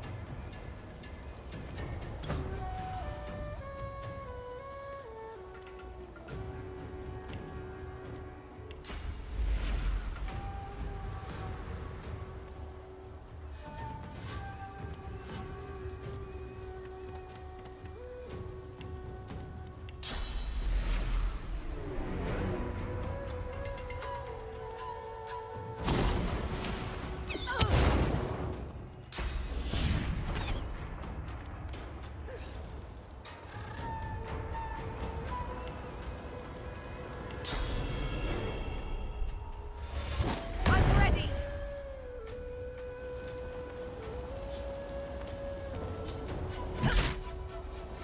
Take your last reward.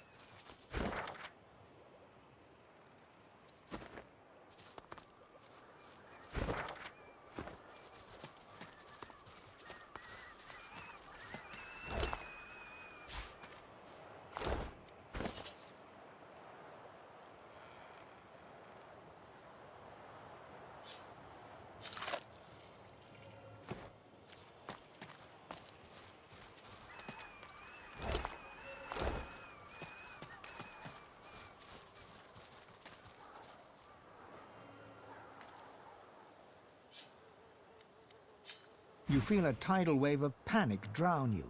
You try to crawl away, but claws pin you down. You look up to see a fanged maw lunge at you.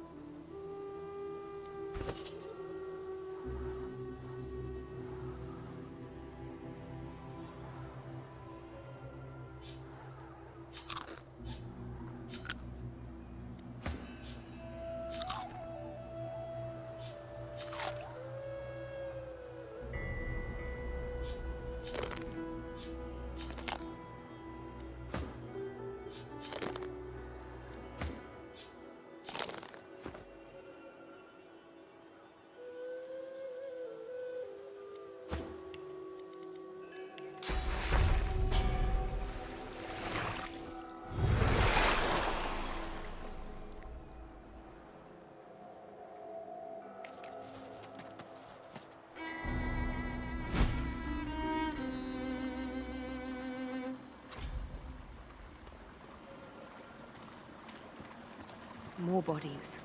A lot more bodies.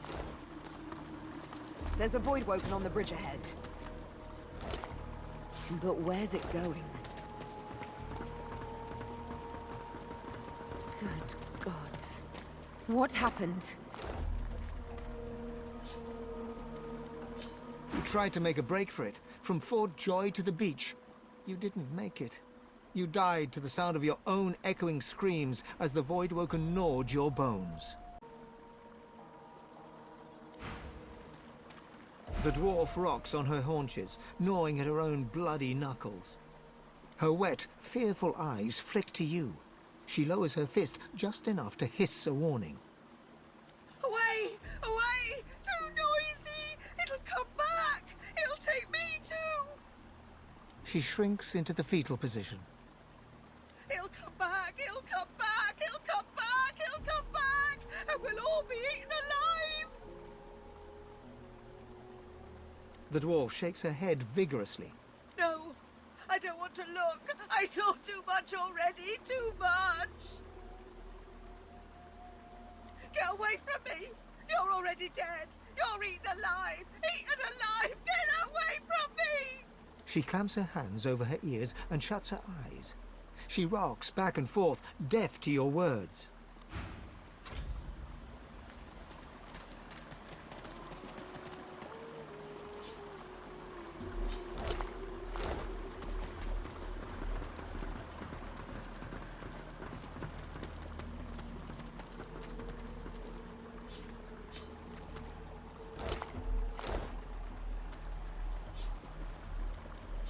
You turn away from the sunset, only to see that Stanley has dropped to one knee. He holds out a ring to you with a sheepish grin. Your hands fly up to cover your mouth, but too late to prevent a happy gasp of surprise from escaping. You didn't think he had it in him.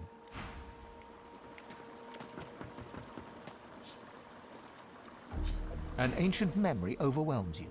You are no longer you, but you still sense source saturating the air, more than you have ever felt before. You watch a figure stride through a cavern of amethyst and rose quartz. A man. No light touches this place, yet the stones and minerals illuminate his way. The man approaches a pearl sphere atop a pedestal. He lays his hands upon it, and source rushes through his fingers. And you are thrust back into reality. The memory fades, but you still sense the source the man has commanded, as if you'd possessed it for yourself.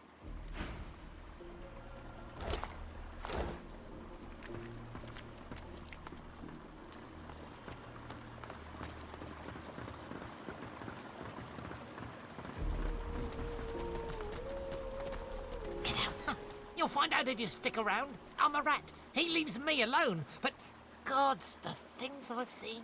Run. If you know what's good for you, run.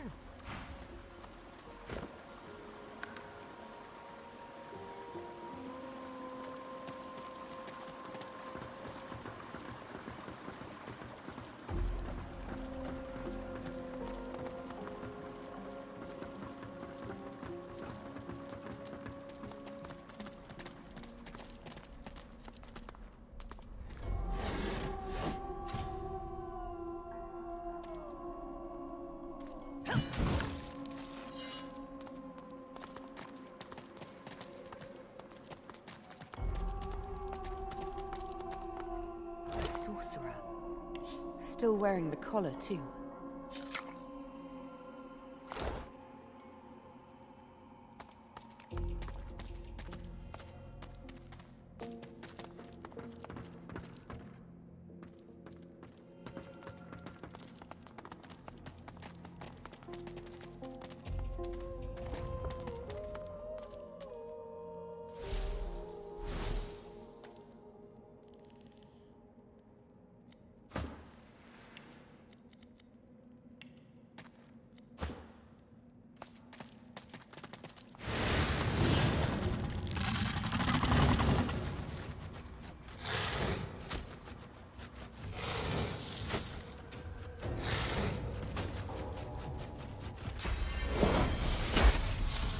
Damn dirty.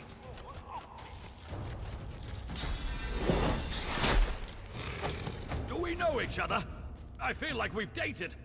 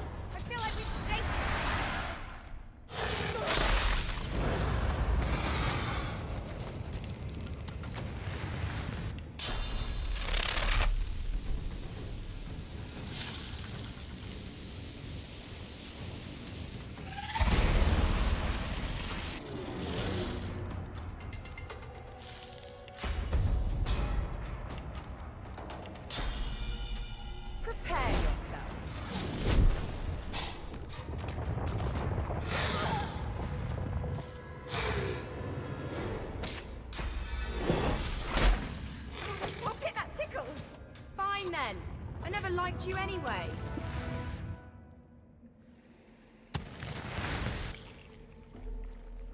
Where am I?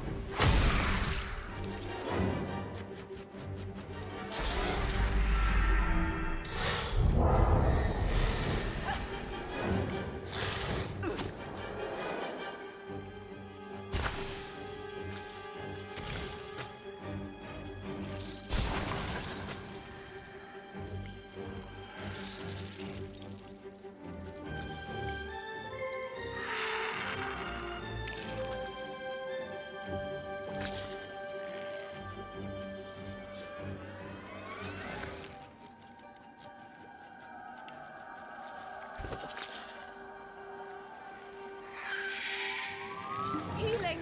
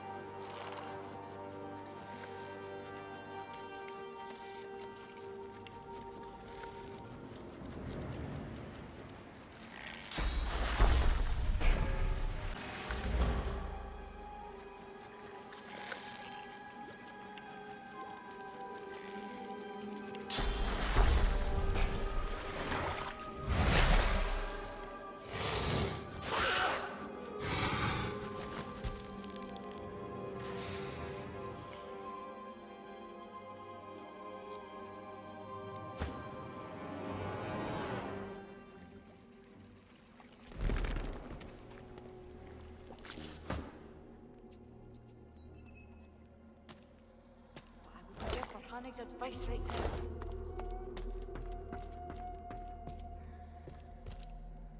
The dwarven woman hums to herself as she works with total focus and concentration.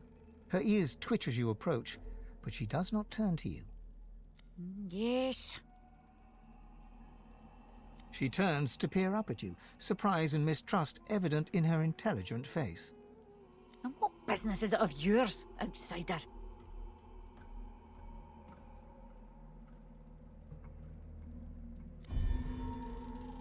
Please, you don't look like you have it in you, long-leggedy Freddy.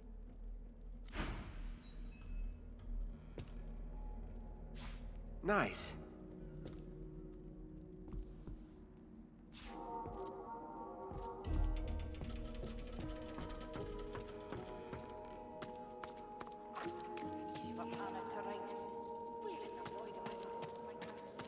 I wonder where the others might be. Under lock and key.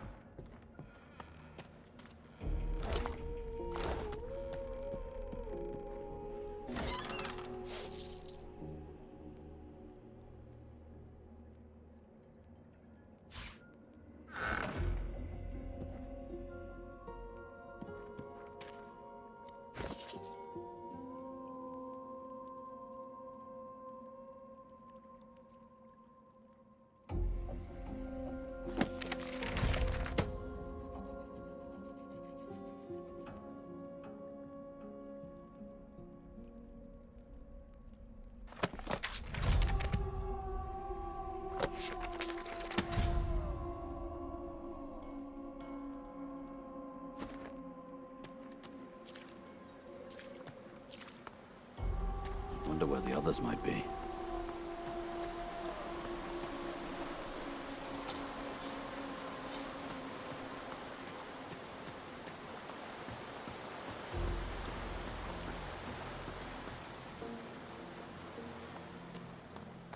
How many of you creeps do I have to beat?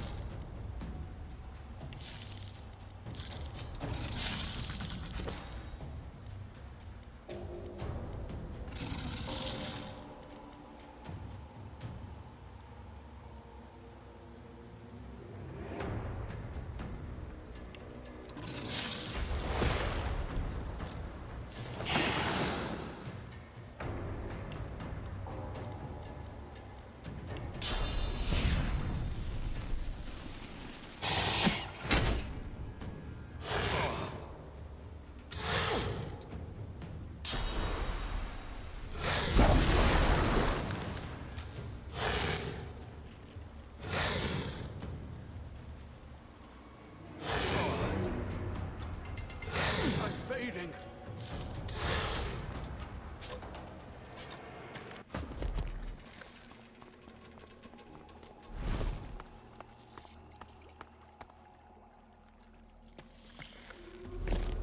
I wonder where the others might be.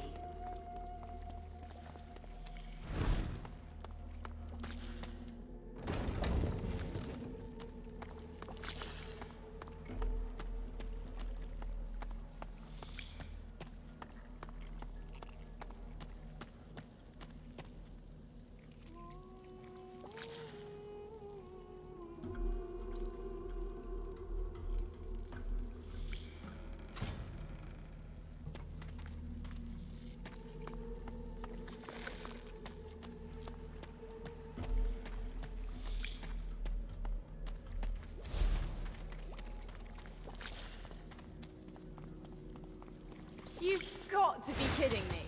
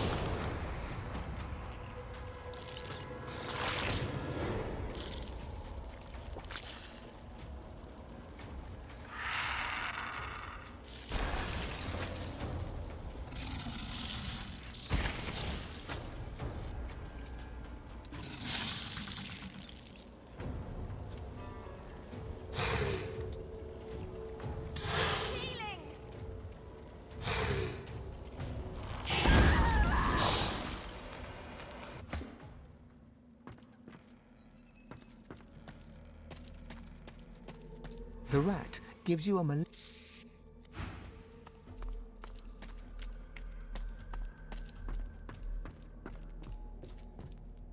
me to work in peace.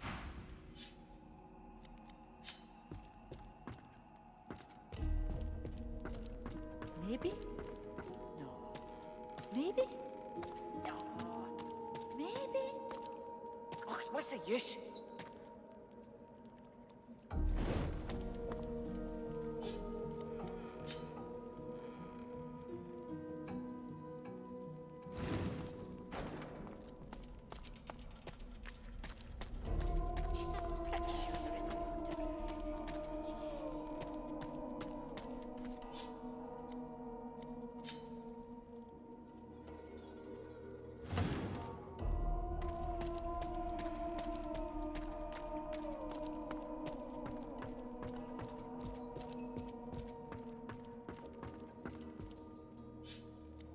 give Verhanig's advice right now.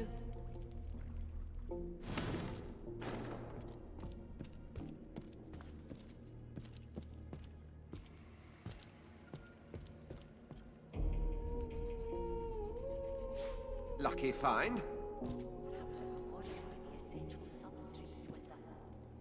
Payload of the Peacemaker is here. I can feel its power.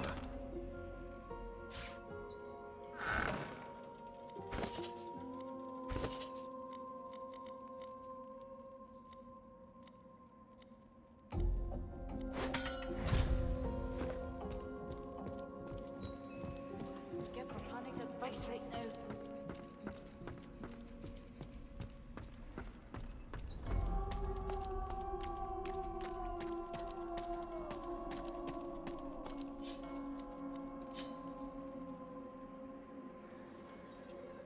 Positive I read about this in last month's Avant-Garde Alchemist.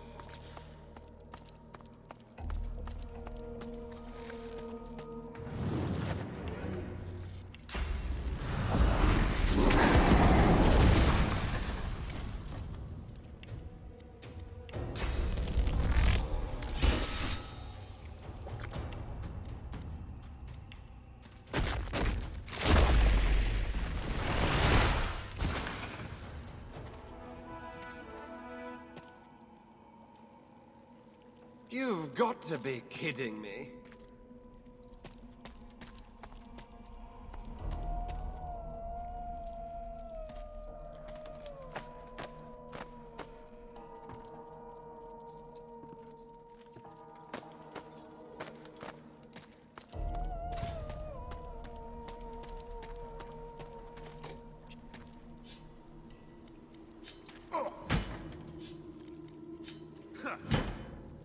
Under lock and key.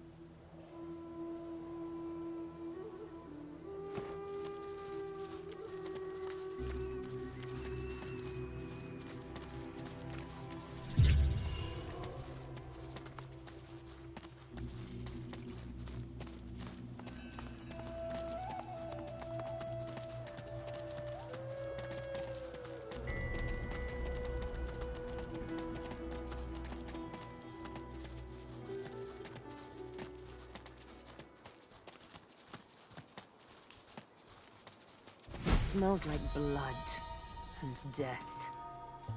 I wonder what I've stumbled upon.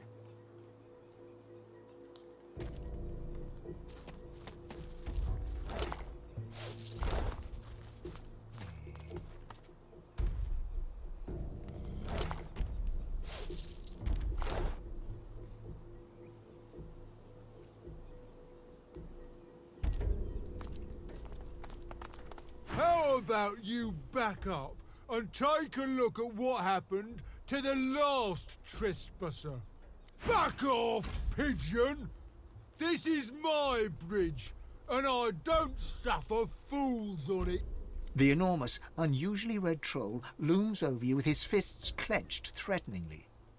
His expression is stern, yet you can see the tiniest twinkle in his intelligent eyes. Didn't hear me the first time, parrot?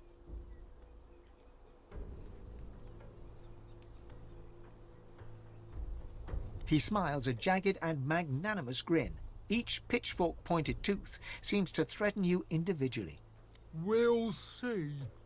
You want to cross my bridge?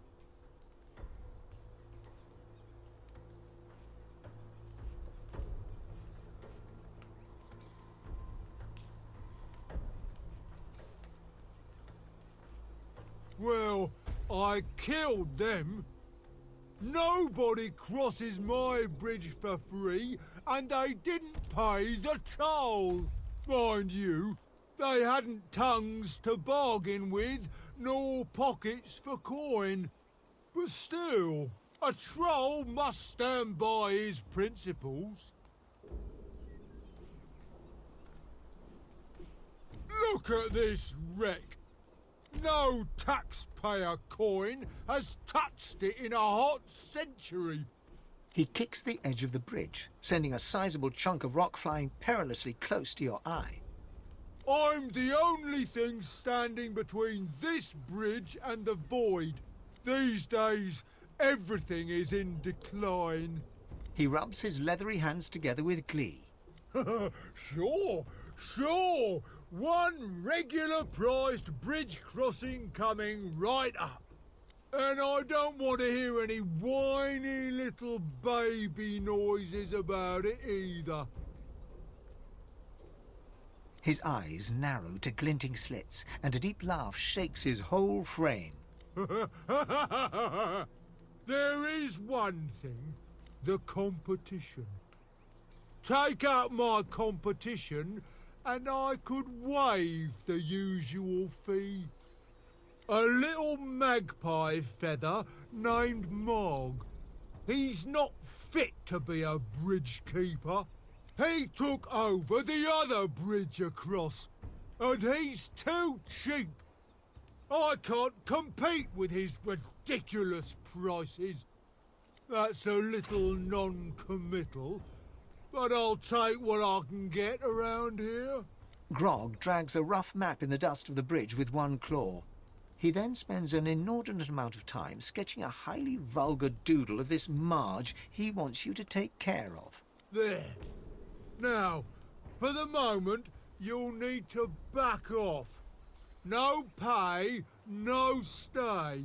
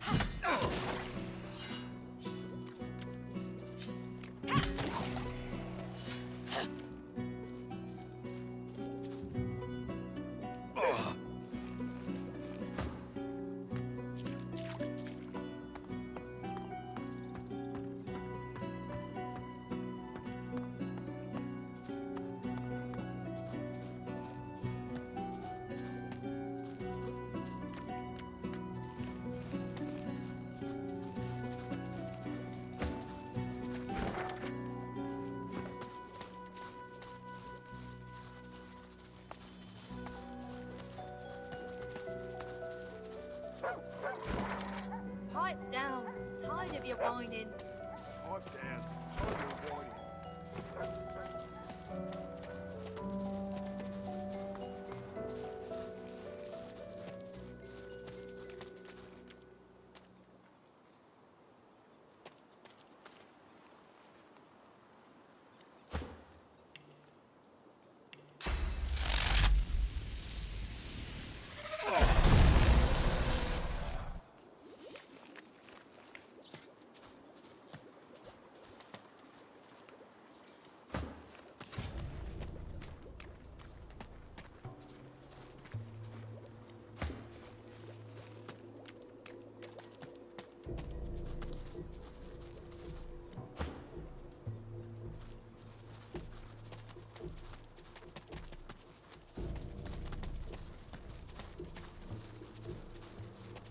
Bears ahead.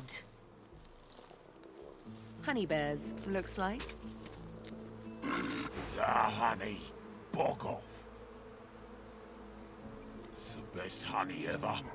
Makes a bear feel good. So bog off. It's ours.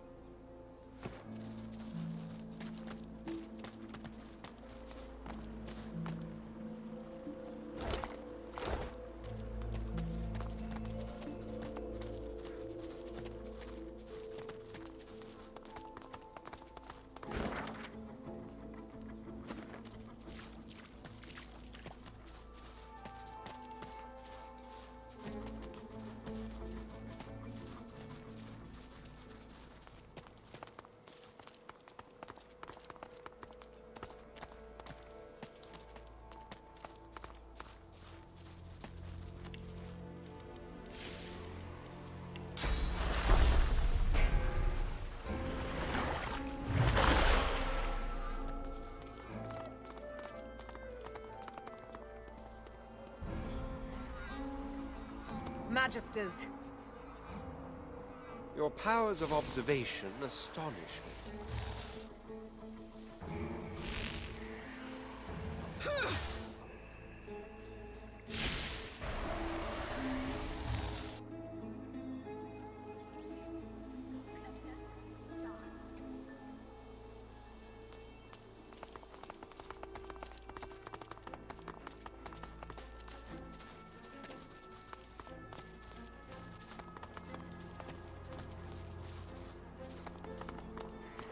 He spares you but a glance, then...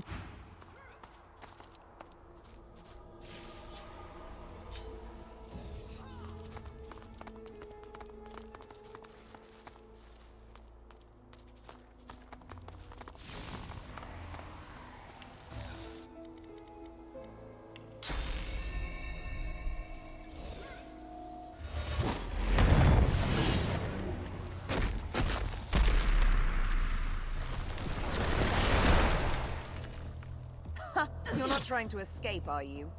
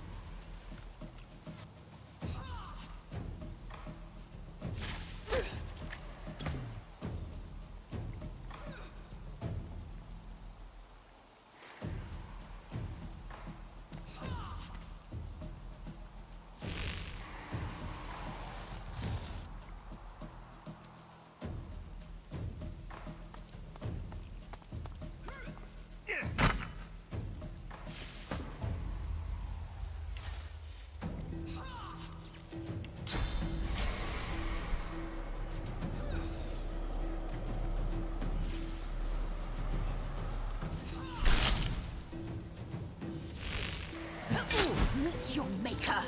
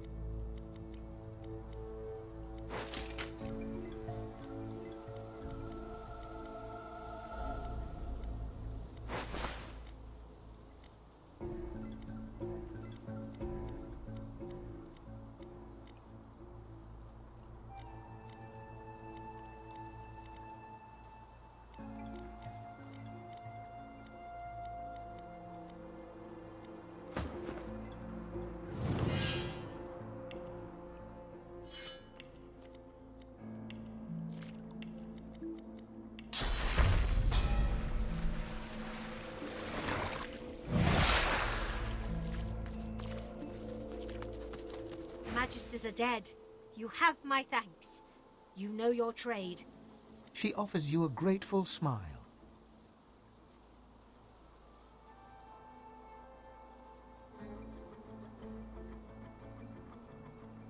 She gives you a long look, considering the request. You have proven yourself a friend at least, but you must prove your heart. I'll ask one more thing of you. I left my apprentice, Gwydion Rince, at the Black Pits. He is with his family. They are in danger.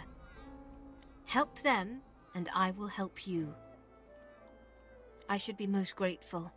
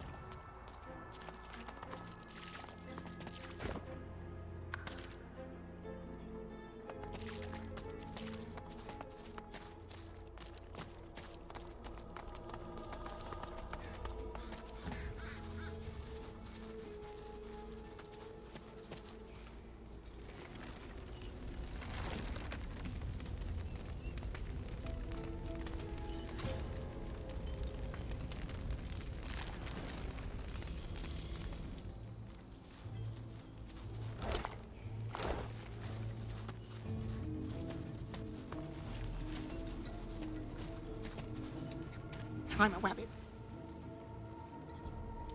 Nothing much. Gambling, munching. Generally been a wabbit.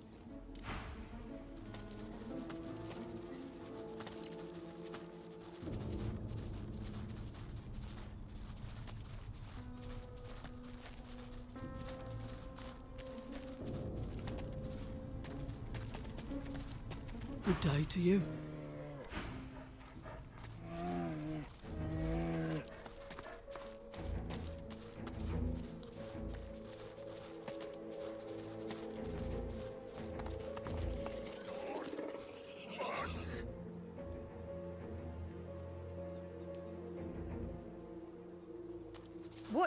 What is that thing?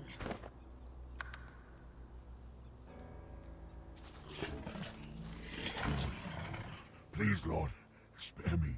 Spare me. It is too much. I hurt too much. You cannot come here. I'm not done.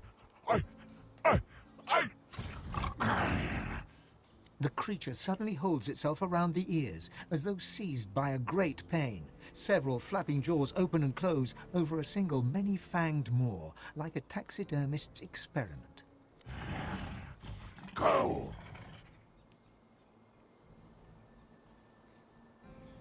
Why are you here? Why do you come here? His frantic gaze passes from the blood-stained altar to you. Comprehension suddenly clears the agony from his face. He wants blood. He wants blood. My lord, I'll give you blood. Accept.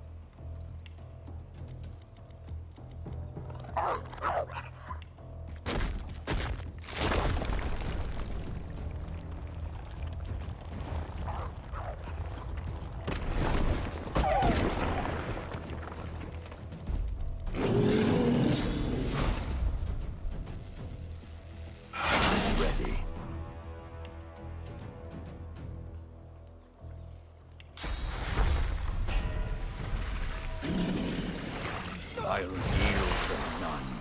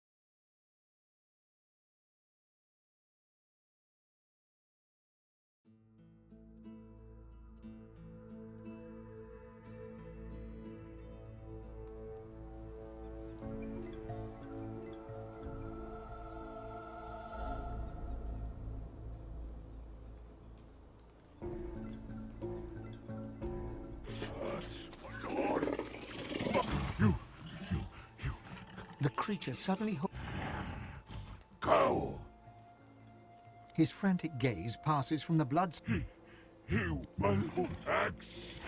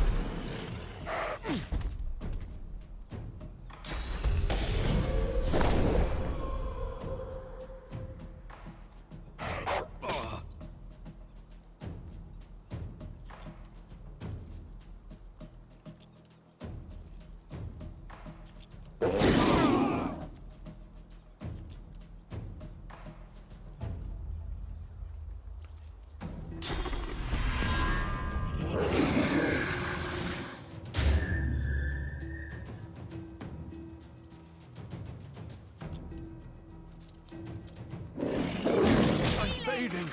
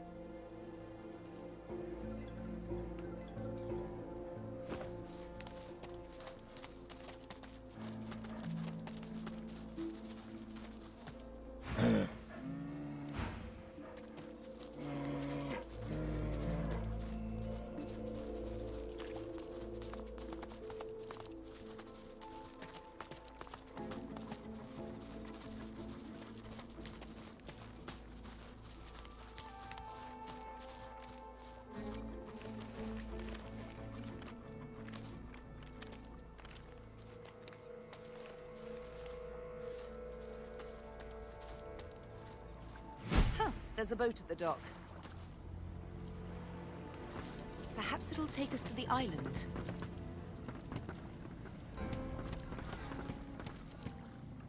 Shall I take you to the island? I shall. Step this way. Oh, it is. But I know what I'm doing. I've been working this crossing my whole death. Trust me. A trifling amount, I'm sure you'll agree. Payable in advance, of course. But that makes no sense. Think about it. You don't pay the ferryman until he gets you to the other side, out of fear that he'll murder you midstream, rob your corpse, and dump you in the water, my friend. If murder was on my mind, I could do the job right here. Payment in advance. All aboard. The bell... Step careful as you disembark. Wouldn't want you to get hurt as you die upon the dock. In the interest of efficiency and to ensure my quick return to the mainland, please empty your pockets in advance. Thank you. Please, come again. I didn't lie. I just asked you to trust me. The mistake is yours. I could have spent a little less time circling around in the mist, but I like to offer value for money. No refunds. But if you're unhappy with your journey, I'll happily take you back to where it began. For a trifling consideration, of course.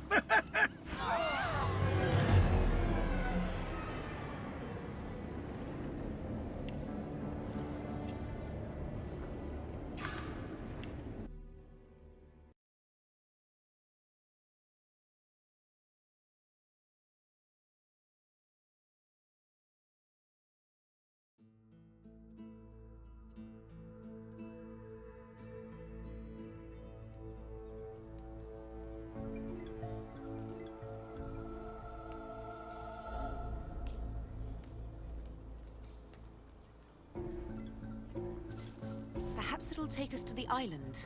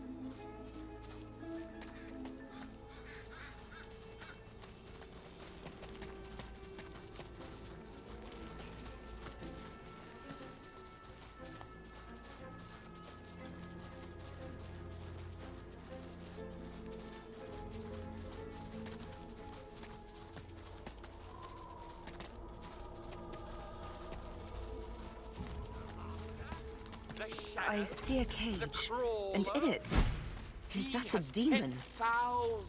In the near distance, you see a man, though shadows obscure his features. A faint, guttural chittering emanates from a cage before him.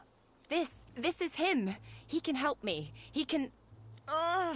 Losa's eyes suddenly fill with inky blackness. Grey veins appear beneath her skin. Walk away. She shakes her head. Her color returns to normal. I'm running out of time. I think that man is Jehan, the demonologist. I need to talk to him. She throws up a salute and laughs low, but worry sparkles behind her eyes. She walks towards the mysterious figure, who turns towards her with narrowed eyes. Keep your distance. I recognize that particular shade of darkness in your eyes. Why do you seek me? You're Jehan, the demonologist. I heard you could help me. Please, I must be free of it. Jahan stands back from her, his body tense. He stares into her eyes a long while, saying nothing. I've heard about you, Losa. You're the amalgam too hideous to contemplate. One who has a demon coiled around her god-woken heart. Its grip grows stronger by the hour. Its voice and yours become ever more indistinguishable until, ultimately, it's your voice no longer. But not just yet. He walks toward her. They talk in low tones. Jahan's face is vivid, insistent. Losa's is set in a determined frown. Do as I say, Losa. Hurry now. It won't be long. They shake hands, Jahan clasping Losa's hand in both of his. You'll see. I'll be back before you know it. The Advocate doesn't stand a chance. Losa turns to you. So, we have a job. It's like this. Jahan can help us. He can teach us how to control more Source, just like that. All we need to do is a little favor for him. There's a place to the north called Blood Moon Island. I guess it's been more or less lost to a demonic presence for some time now. There's a fellow there, goes by the Advocate, and our new pal Jahan would like to see him taken care of. We take care of that, and Jahan helps us control more Source. And after that, he may even be able to help exorcise what ails me. Sound good? Of course it does. She turns away before you have time to answer. Excuse me. You travel with Losa, do you not? We need to have a word, you and I. I suppose I don't have to tell you her condition is rather dire.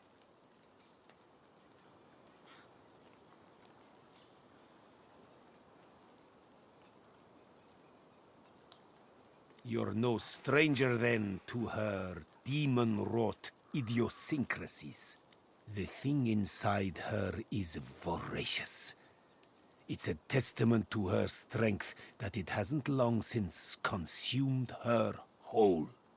Perhaps that's because she's God-woken, just like you are. The fact that she's God-woken is what's saving her, but may also be the very thing that spells the world's doom. Do heed me when I say that under no circumstance must she be allowed to ascend to divinity. The demon, not she, would be a god. It would bring about the end of time and space and all creation as we know it. I say this to prepare you for the worst. I say this to prepare you for the kill may come to pass. You must be ready to be the death of Losa. Should she come close to ascension, you may not hesitate. Stand ready to end her, even if it breaks your heart. Then practice the moment in your mind, for hesitation will mean annihilation. There may be more I can do for you. Come find me if you are interested in growing the Source inside you. You may find that new strength will soon become essential.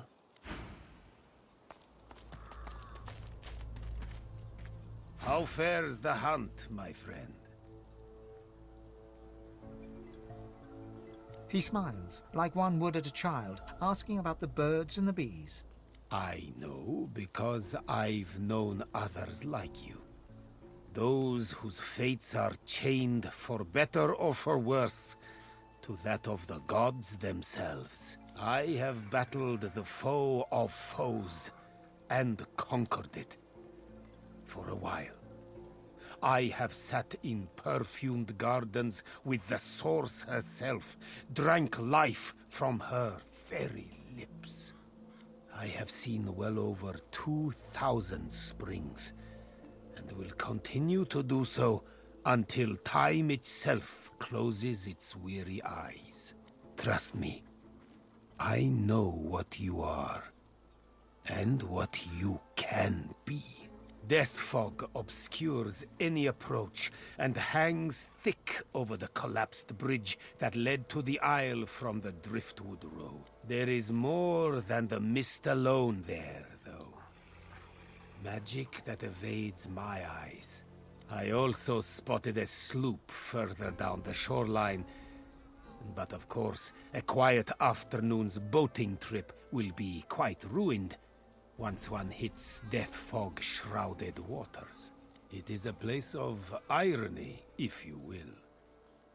Once the site of an academy dedicated to the art of demon hunting, now the remnant of a dream sliced open into nightmare. Rumor has it an exorcism went wrong there long ago, and for a short time a great demon stood unopposed. Had it not been for Dr. Deva, the entirety of Reaper's Coast could have looked like Blood Moon Island looks today. He contained the demon and its blood spawn to the doomed shores of the Isle, surrounded it with death fog, and never looked back. I met him once, during a soirée in Arx. Quite the eccentric is Dr. Deva. But then again... He looks you up and down. Aren't we all? May you wander in wisdom.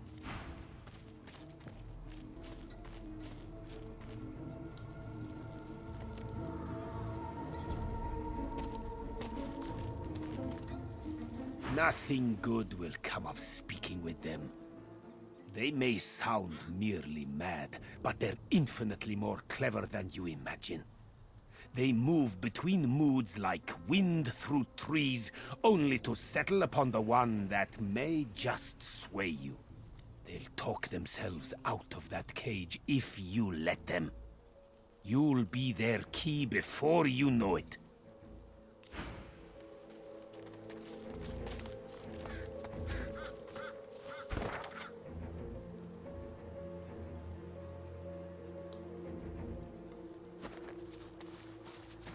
Maybe the river could be crossed on that?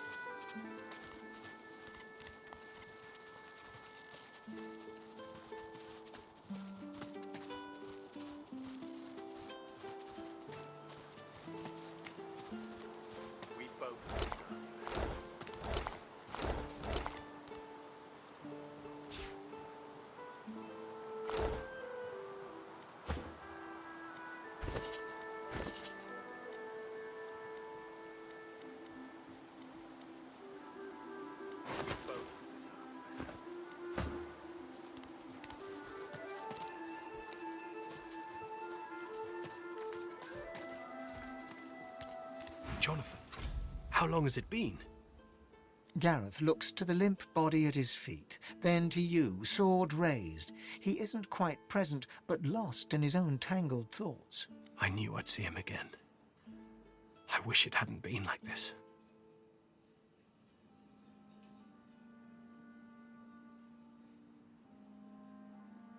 Mother and father will have to wait. There's been a distraction. Gareth softly pokes the listless man's torso with his foot. This man, this Magister, his name is Jonathan. He's my friend, or was my friend.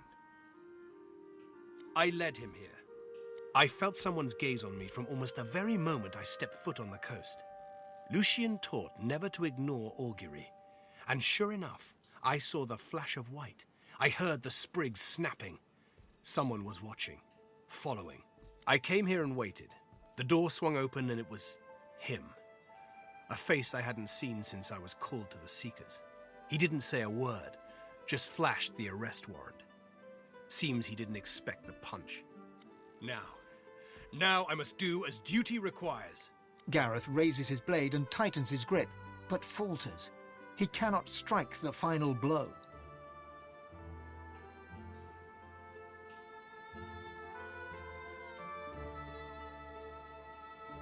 You want me to drag a white across the coast in viewing distance of a dozen Magisters and get a tongue lashing from Malady as a reward?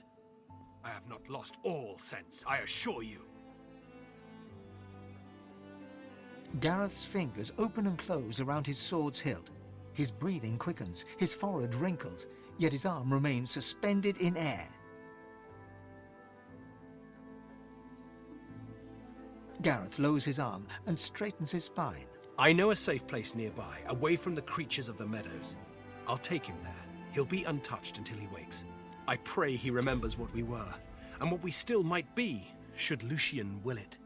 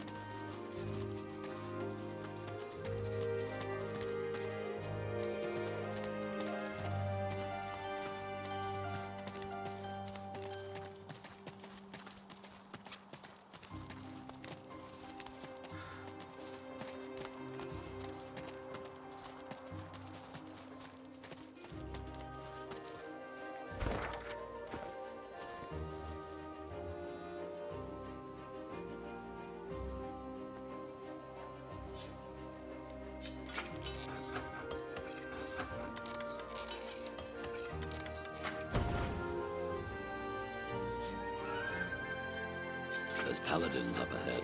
Men of my vintage. Wonder if I served with any of them back in the war. Halt, traveller, if you please. Who goes there?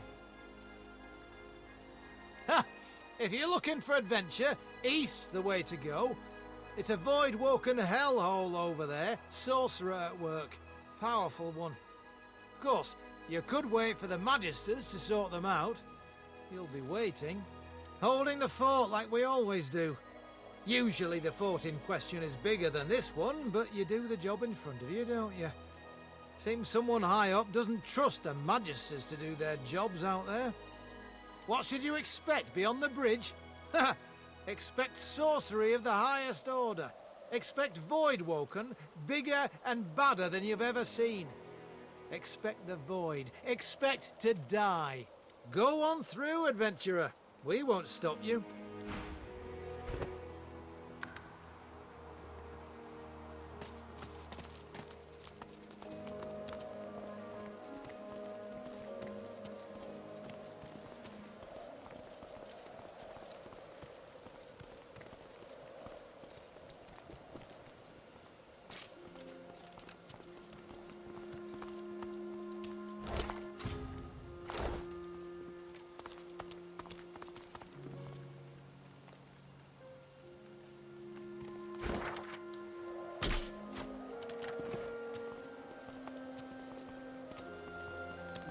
They beat all those Voidwoken.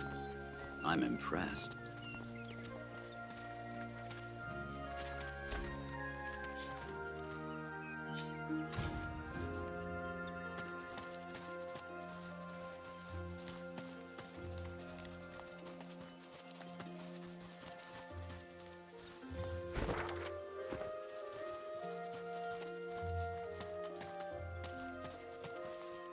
So many tales, so many memories buried in the soil.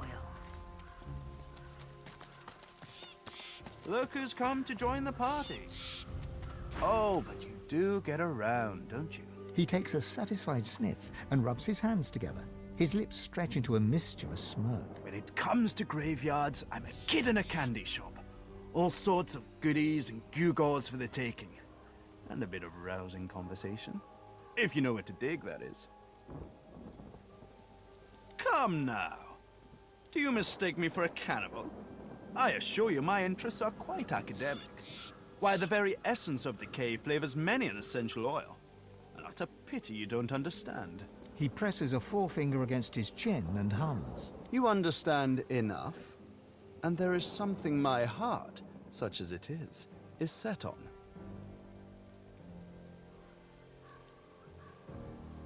Well, that's the gold-plated question it is.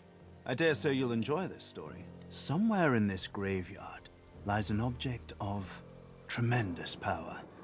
Or so the legends say, anyway. Belonged to a family buried near here. The Surreys. I've been reading up on them. An ancient clan of eccentrics and oddballs. Fascinating people, truly. Old Joanna was the last.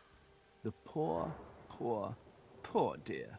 Had no money, no children, just this incredible heirloom passed down to her through the generations. Problem is, no one knows what this object is. Only that it's an astounding piece of work. Seems Joanna took its secrets to her grave. Rather literally.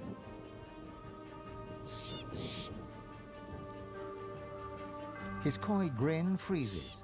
Hours spent on scholarship are never hours wasted. Tarquin sighs, and his lips unfreeze. For a moment, he looks almost modest. It pains me to say, but you've talents in the adventuring department that I do not. This heirloom could prove valuable for both of us.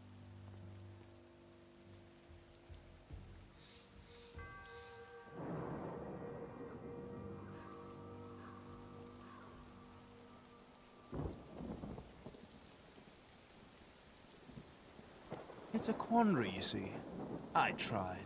I really did. But the servants that tend the graves, well, their master isn't so keen on me.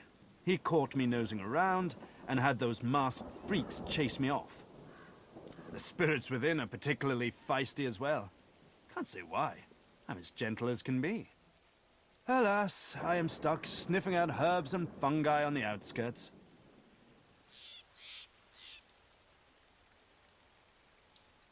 I've told you everything you need to... everything I know. What it is doesn't matter. What it does... well, if I am right, it will clean up quite an unholy mess. A mess we're both currently mired in. He looks toward the graveyard. Let's make this easy.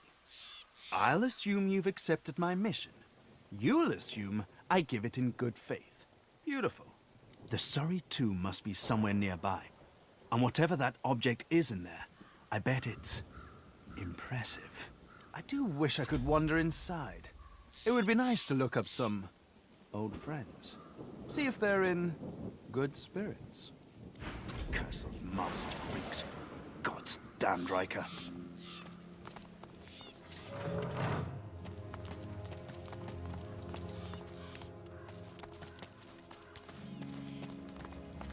This creature is as blank as a silent monk.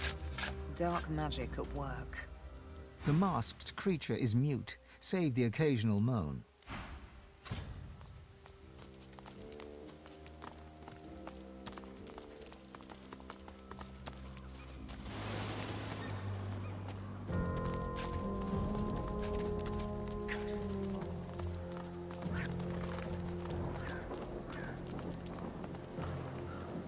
In death, the dwarves give eagles life. An elegant passing for an inelegant people.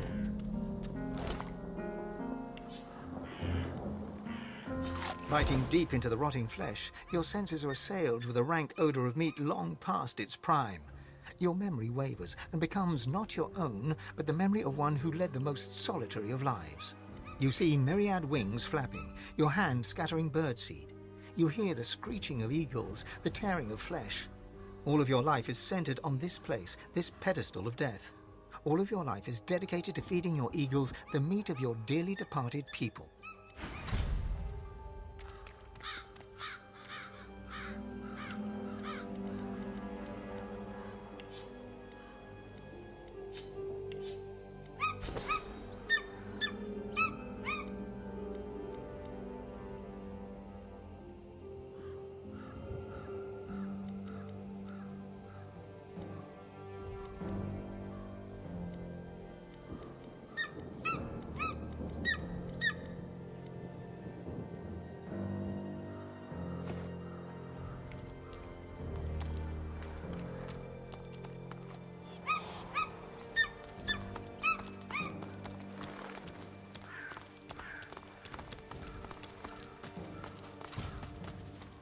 What's this?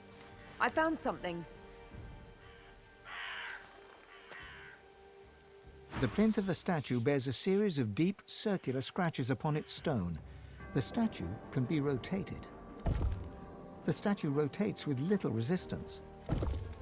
You cringe at the sound of stone grating against stone. The sculpture looks impossibly heavy, yet turns with little effort. The statue rotates with little resistance. I've spotted something.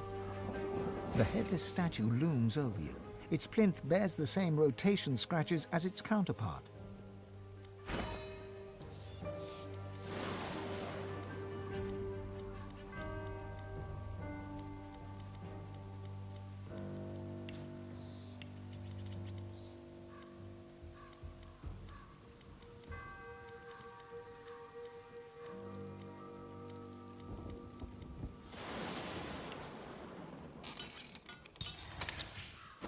The headless statue looms.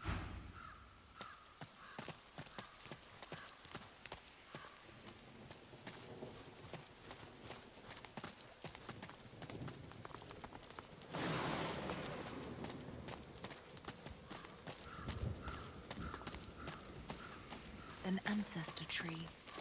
Pure grace in an undeserving world. The spirit of the tree may have much to say.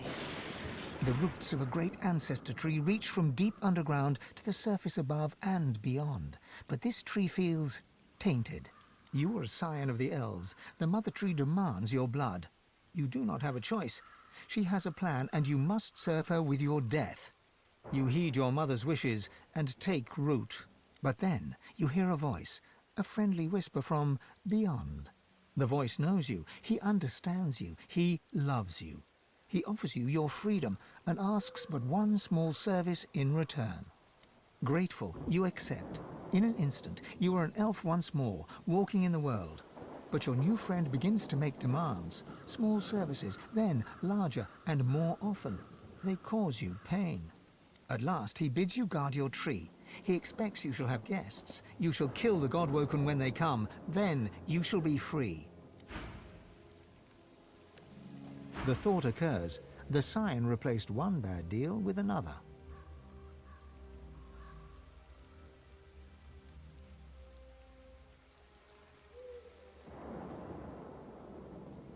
No such thing as luck, only self-earned success.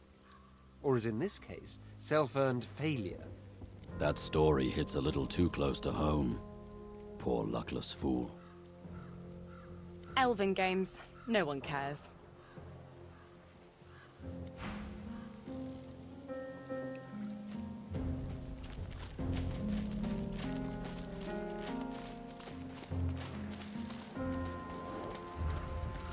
A cremation pyre. From fire to ash, from ember to flame.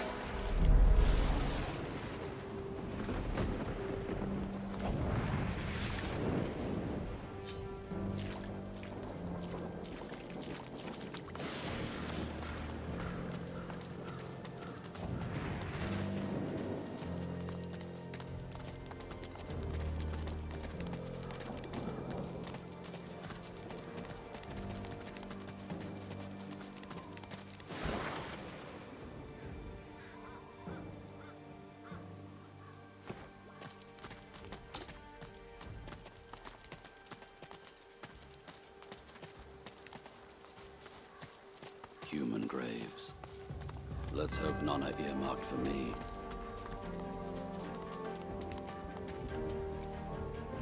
The lizard hums tunelessly. Not a melody exactly, but more of a meandering moan. 10 spans under, humans slept. 10 spans up, the dwarves were kept. Lizards burned in lasting flame. Elven trees towards skies did aim. She looks to your left with one eye and to your right with the other. There's one here. It's pretty. I like that it stays where it is. Other remains don't always stay where I put them. She smiles at you with the innocence of a newborn. The hum still throbs in her throat. She flinches as you move closer. No, no touching. Her humming fades. The eerie silence lasts for several seconds. Riker might get mad. He doesn't like it when someone touches his things. She shivers and whispers. Powerful sorcerer. Lives here, right in the garden. He can take the you from you. No brain, just body. She points at her head. The servants. They got nothing up there. Riker has it all now. They need to be freed. Only way. Kill Riker. The servants, so lost. Chained by Sorcerer Riker. But they can still go home to the hall. Set them free. The ensuing silence lasts for several seconds, until she picks up the melody once again and turns away. Here lies Phylan Surrey, whose family's generous patronage helped build these burial grounds, and who refused to be buried in the Surrey crypt.